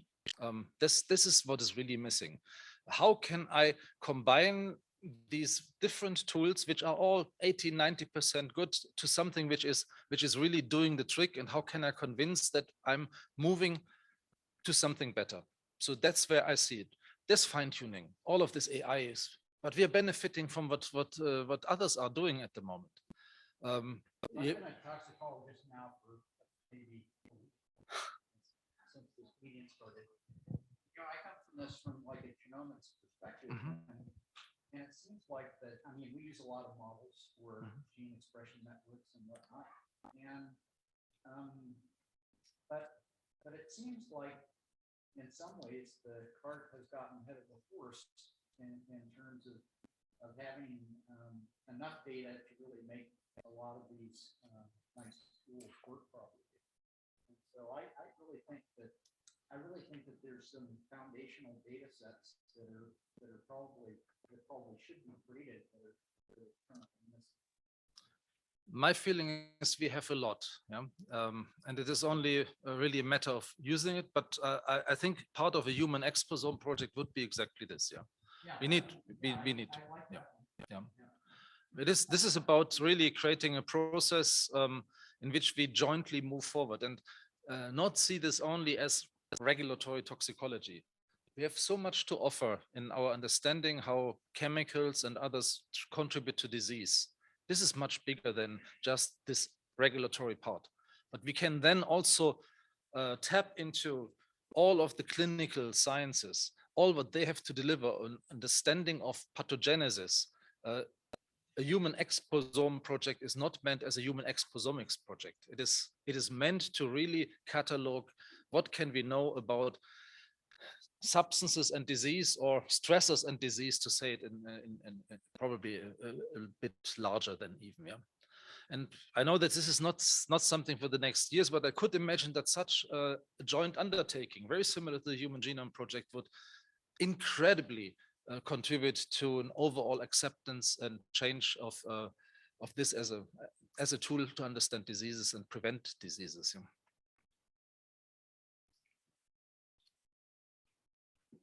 Does anyone else have some thoughts on that or question? Norb Kaminsky from Michigan State. So one of the things that concerns me a little bit is, in one of the talks earlier on, we heard there are a large number of therapeutics that are developed and tested in animal models. They look great. And then when we try to go in a clinic, they really don't work very well. And we know that that's because there's tremendous differences in animal species. How this relates to some of the things we're doing now to try to utilize NAMs for regulatory purposes, we're going back now and trying to use reference chemicals that have been characterized in animals. And I'm just wondering, as we start doing this, and we've already been doing this a little bit, those chemicals are going to show us, those reference chemicals, that when we put them into human models, they're not working, or they don't predict very well. And I'm curious, I'd be very interested to hear, like from Nicole, how are we dealing with that? Because this is going to be a huge problem. And, you know, I'm an immunotoxicologist. For the last 10 years, we've been moving virtually all of our models into human in vitro models. Yeah. And we're seeing a lot of differences because the human immune system is very different from the rodent, which has been historically the model. And so I'm just wondering how we're going to move some of this forward. And is it going to be that some of the human models won't get validated using these reference chemicals until we can actually show mechanistically that the biology is different, or are we going to ignore some of this data? I just don't know how we're going to move forward. We have a developmental immunotoxicology model that we're developing now. And we're struggling trying to figure out, well, which reference chemicals are we going to use? Because all these have actually been identified, you know, in the mouse. And I don't know how they're going to work in the human model. So I'd really like to hear from some of the folks that have been doing this for a long time. Yeah. So first of all, this is the most important discussion which we have to have, yeah, because we are not 70-kilogram rats, and our focus on rats has brought us into a problem in the pipelines of pharmaceutical industries really under distress, because many good things are sorted out. The fact that aspirin would today not make it into clinical trials probably, I think, is concerning. We need something which is different. Dan can certainly talk to this as the National Center for Advancing Translational Sciences, exactly dealing with this pipeline. And your move to human in vitro models is exactly what we need. The immune system is under more evolutionary pressure than anything. So it makes absolutely no sense to look for these processes in animals and to look into short-lived animals in comparison to predicting human standards. But I think there's others to talk to this as well. Nicole, please. Yeah, I have a lot of thoughts about that, as you might imagine. So I think first from sort of the regulatory perspective on validation, there's really an evolving kind of understanding of the importance of human biological relevance as like one of the major like foundational tenets of establishing confidence, establishing scientific confidence.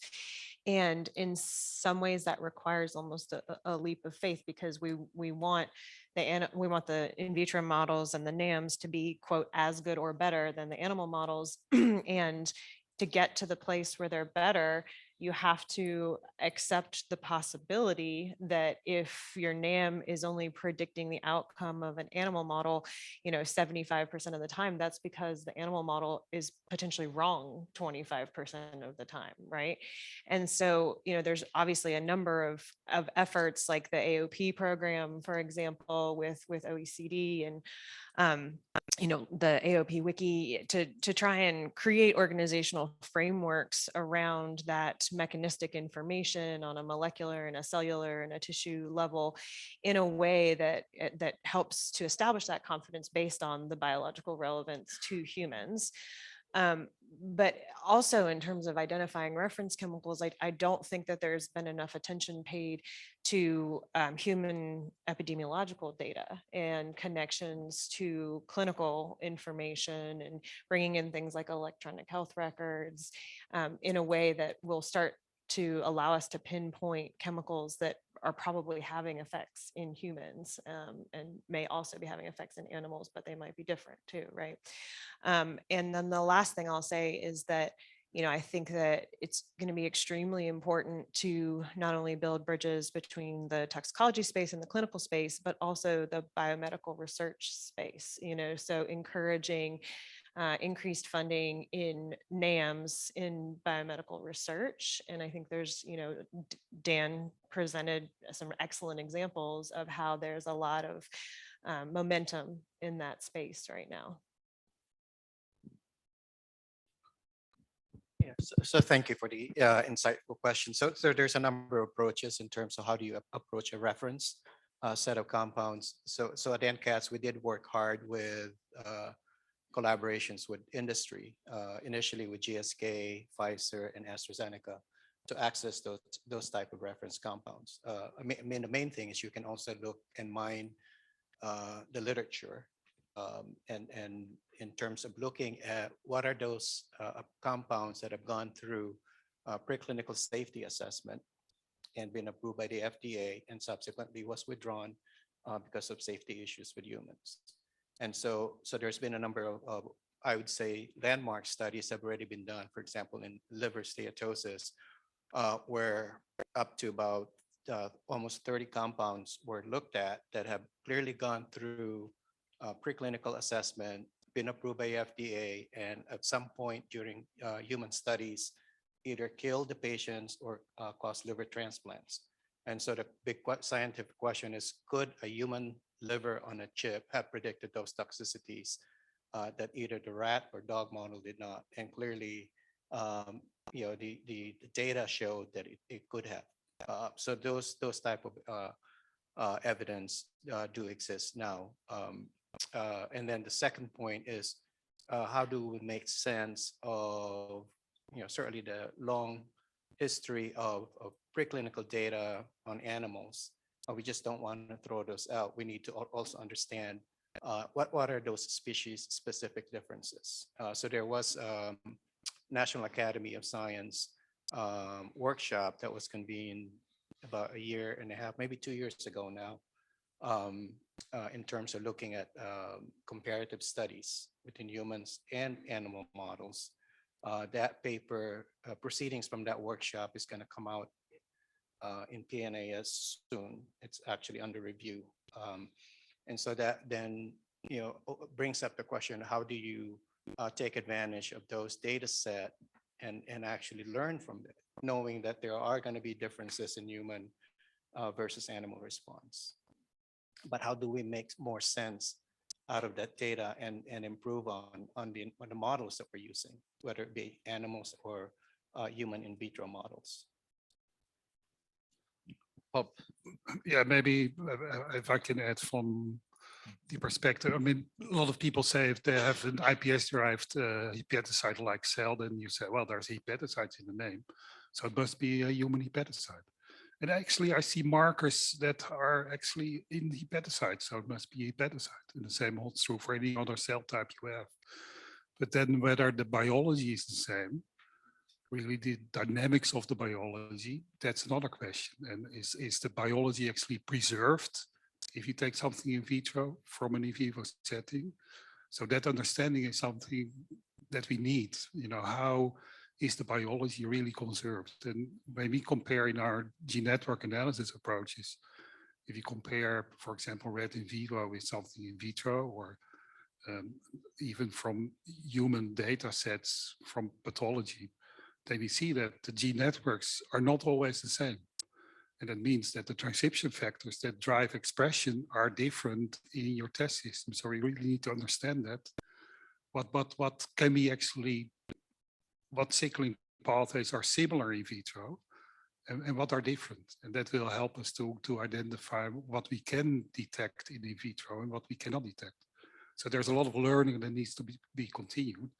And just having your marker, be it a albumin production, and then you have hepatocytes, or you have a few SIPs, because that's not sufficient to determine that we are there, and it's further development. And it's all about, do we want to include mechanism, or are we sufficient confident if we just get a point of departure of a biological perturbation, and then we're fine. And so it's that discussion. Maybe for the latter, having a POD, that's sufficient. If you want to have the mechanistic insight being incorporated, we do not have all the answers to this.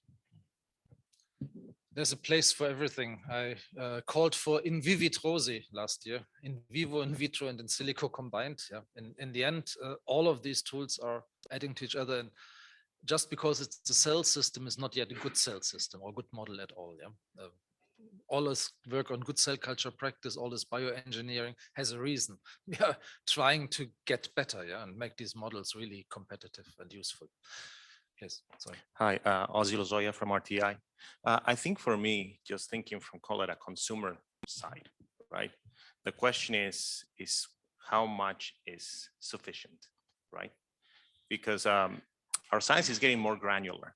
Our science is getting more high resolution, and it also means that we're getting more and larger data sets, and it's gonna take longer and longer to interpret them. We cannot necessarily rely on artificial intelligence as a black box, because somebody has to be able to know how it works under the hood. But ultimately, there should be, and there is, a different threshold between when do you have enough evidence to rule something to be toxic. And there's another threshold, the more fundamental science one, that is, maybe we can find out more mechanistic details about it. And so with these new types of technologies and these new types of metrics and these new types of philosophies on how to frame toxicity, my concern is that as we move away from the traditional imperfect references that we may have, we may need to rewrite the book on what we think it's enough compelling evidence. And I don't know that we are there yet completely, but I also don't know how fast we can get there, because the one thing we can really just put out, we cannot really just pause making a decision because we don't have all the truth. We're never gonna, that is an epistemological paradox. You can never have all the information. So how far do you go before you make a decision? I think that's one of the things that I wouldn't be able to place now, but it's something that needs to predicate how these types of advantages are actually taken into task. I think we have to stop talking about toxic and not toxic. That's the most important one. What science can deliver, if we are honest, is probabilities. It's not black and white, it's shades of gray with some uncertainties. And if we accept this fundamental principle, then we can express what we know as a probability and assign some uncertainties. And we can say, this is certain enough to take a decision on, or I need more data. This is, the probability is high enough for this to be toxic to not allow it in baby food, but in a household cleaner. we need to find a different way. And we have seen that other areas like the clinical medicine has moved into this. Yeah. If you go to a physician, he will not necessarily give you this is this disease and this is the tablets you're now taking. You will get alternatives. You will get estimates. This is how certain this diagnosis is, and these are the alternative ones. At least the better physicians will do so. This is not making the life for patients and physicians easier, on the contrary, but it is honest. It is what we can deliver. It's a different risk communication. It's not good news for the industry who likes to close the books and say, yep, we have a non-toxic product now on the market. It means you have to continuously monitor what is happening because you might have missed it because it was only a probability. So Tom, I agree with you that the models that have been developed over the last decade, probably 2 decades, have provided excellent models to understand mechanism. But from a regulatory standpoint, that's a little bit different because I would worry about people's safety. And so I really agree with both Nicole and I'm sorry, I don't remember your name, having biomedical clinical data.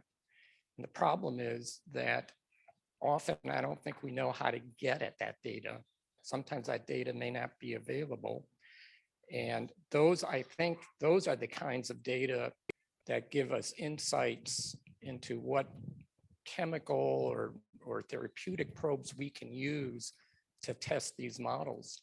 Because we need human models and human data. And that's where especially the rodents are really problematic. Oh, and we will do a workshop in July in Italy, which is about how can you translate perturbation of biology into a probability of hazard? Because I think this is the big question. Yeah, because we have a lot of mechanistic models and we need to assign some type of probability. And I think that part of the problem here is that we are so obsessed with the initiating events because that's what we are always studying. What we should look at is the new homeostasis, which is forming under stress, which is establishing long-term, because that's what is translating to disease. That's where we can look into clinical data. You never have a patient who's just getting hit by something which is initiating disease. You always have these people when they, for some weeks and months, had symptoms. Yeah, and that's a completely different moment in the course of pathogenesis, which we should focus on, and where I would expect also better comparison between transcriptional patterns and signatures, for example. Yeah, so I would certainly agree with you that a large number of those data sets are inaccessible because most of those actually are part of the submissions package to regulatory agencies, and the data's owned by the companies. And so that's part of the reason why NCATS at the very beginning of the program worked with pharmaceutical companies. So we gain access to about 120 reference compounds that we use to, in some ways, pressure test the microphysiological systems to make sure that they are actually useful for risk assessments. And then subsequently, not only from a reference set of compounds, but you also need to have a validation set of compounds, completely different set of perhaps unknown toxicity or unknown profile that you would then either run alongside human studies, and we're in the process of doing those kind of assessments. And so it is a long process, but in the end, I think Nicole mentioned it in her talk, and I mentioned it in my talk, that a number of these in vitro models, so long as you incorporate diversity, whether it be gender differences, developmental age, ethnicities, I think we're covering the bases. At some point, there are still going to be some idiosyncratic toxicities that we could never account for, but at least we mitigate the risk. As Thomas said, it's all about probabilities and minimizing the risk. While you still have the mic, Dr. Tagle, there's a question online that's a little bit related to this. It says, as you curate preclinical data for MPS validation purposes, are you making that data available more widely?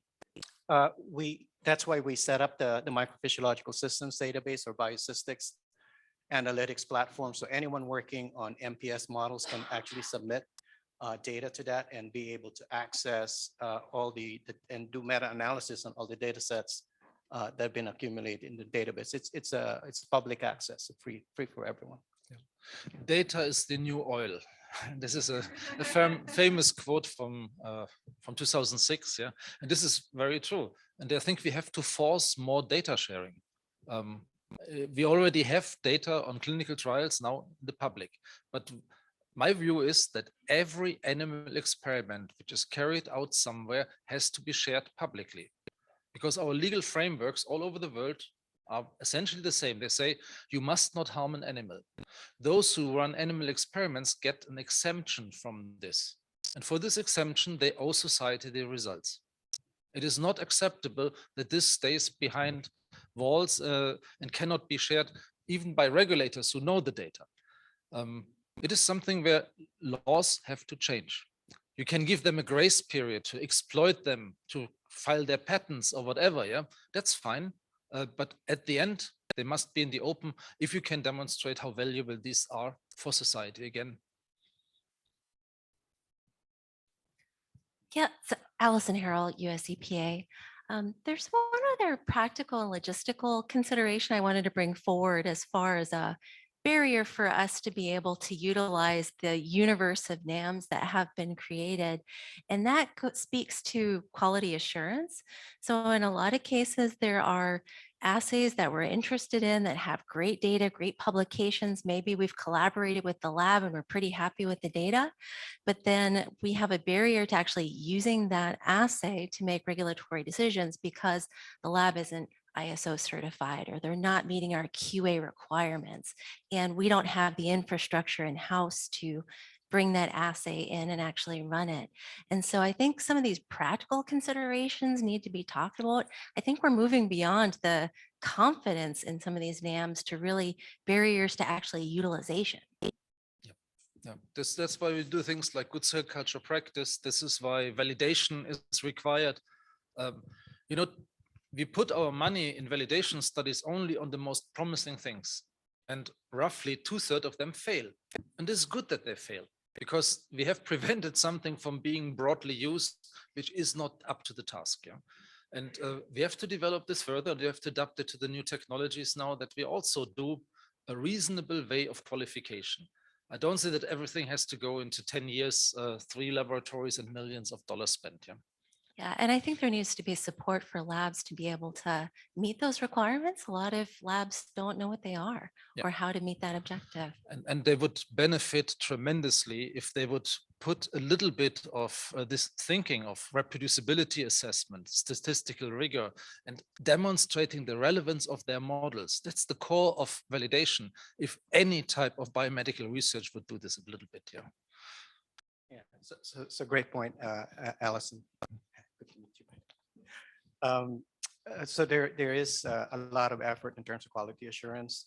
So in fact, there is a workshop next month at Michigan State University hosted by or organized by the National Institutes for Standard and Technology. And that is essentially to bring standards in terms of cell sources, platforms, and everything that will be discussed. And so part of that is standardizing the assays, the biomarkers, the approaches.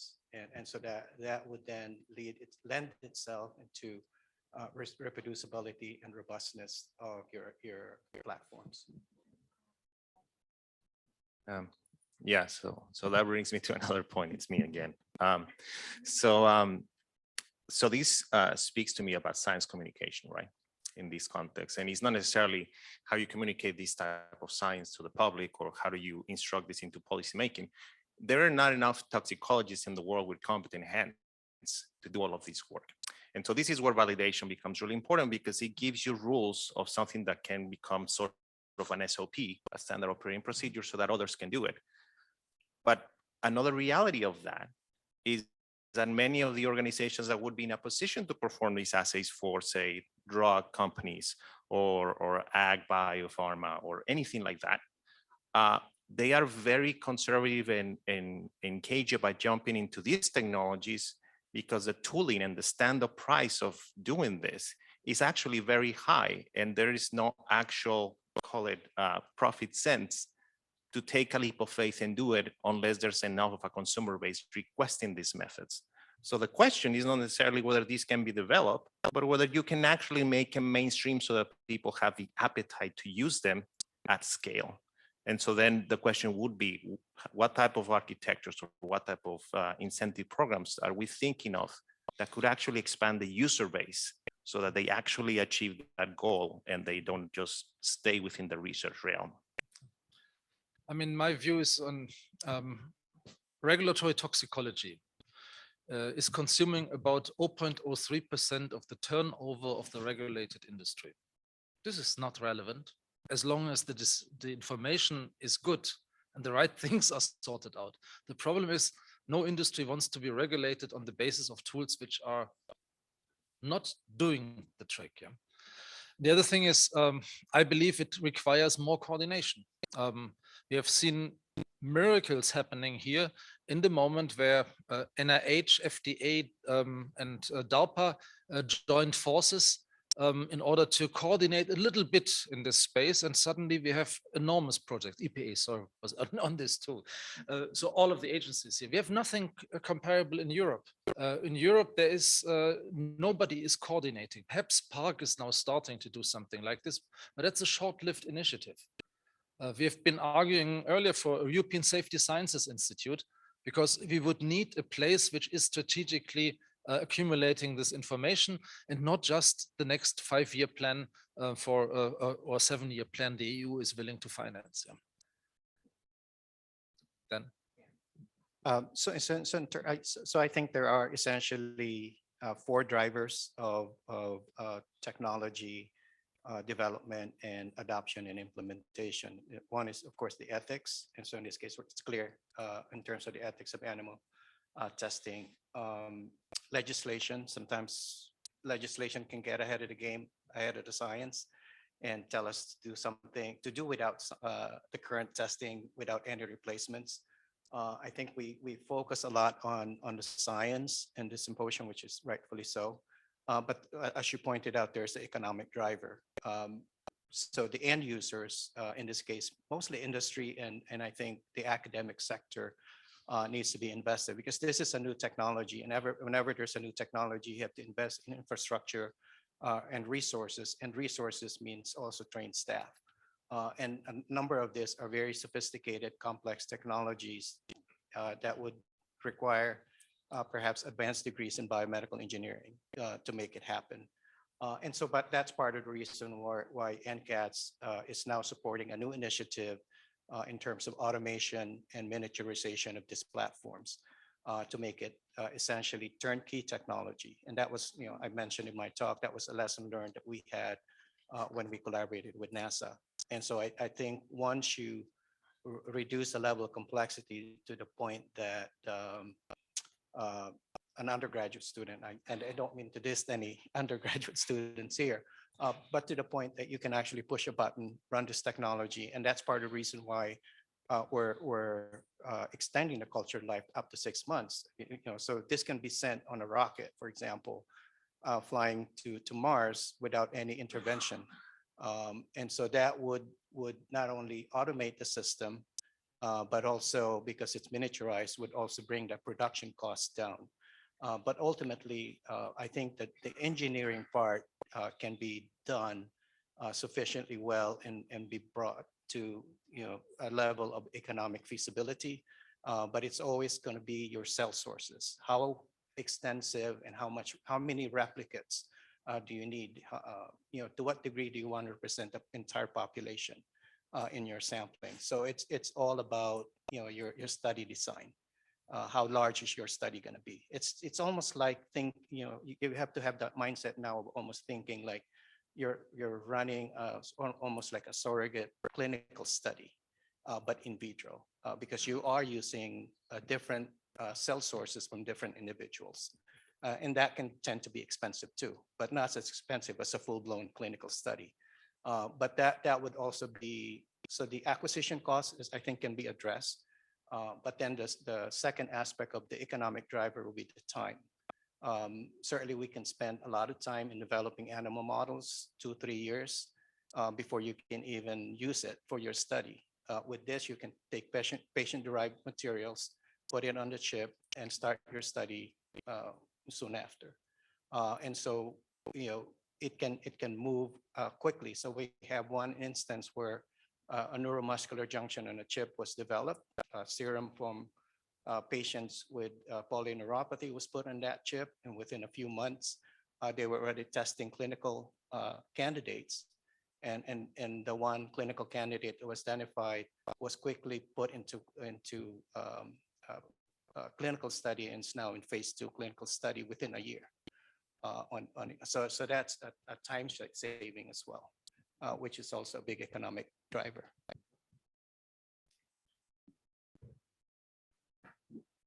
I agree with everything that Dan has said, and I just want to add to that, there's a really strong, I think, responsibility on government to step in and fund this type of standardization and sort of facilitate commercialization of platforms, because it's just not going to happen otherwise. There's a book that I really like by an Italian economist, Maria Massacati, I think her name is. It's called The Entrepreneurial State. And it's about, like the internet never would have happened if it wasn't for the Department of Defense. And so, having government is sort of the only entity, I think, that's big enough to take that risk and to put that investment in. And it's just never going to happen in the private sector because investors and companies aren't going to see, an immediate return, right? And I think, again, I think that there is momentum building, particularly at NIH, but it would be nice to see like DOD, who really has all the money, right? Actually, fronting a lot of that investment too. Probably have to show that MPS can kill, then they get interested. Yeah, Martin Wilkes, University of Basel, Switzerland. I just want to build on what Nicole just said. And the one thing that we're always finding is it's incredibly difficult also to convince researchers to do the validation work, the quality control work, and so on. And it's not that they don't want to do it, but very often they're not funded to do it. And therefore, we need really a concerted effort to really put money into those validation exercise, sharing between laboratories, the kinds of things that don't get you Nature papers, but that are really necessary to move these things into the regulatory environment. And clinical research is gone through this. Yeah, I mean, we have seen that this wild growth of investigator-driven studies has been replaced by an ordered process where everything is transparent and controlled and appropriately statistically evaluated and documented. And exactly this we need for the preclinical sector. But there's no FDA for the preclinical sector, which would force this. Yeah.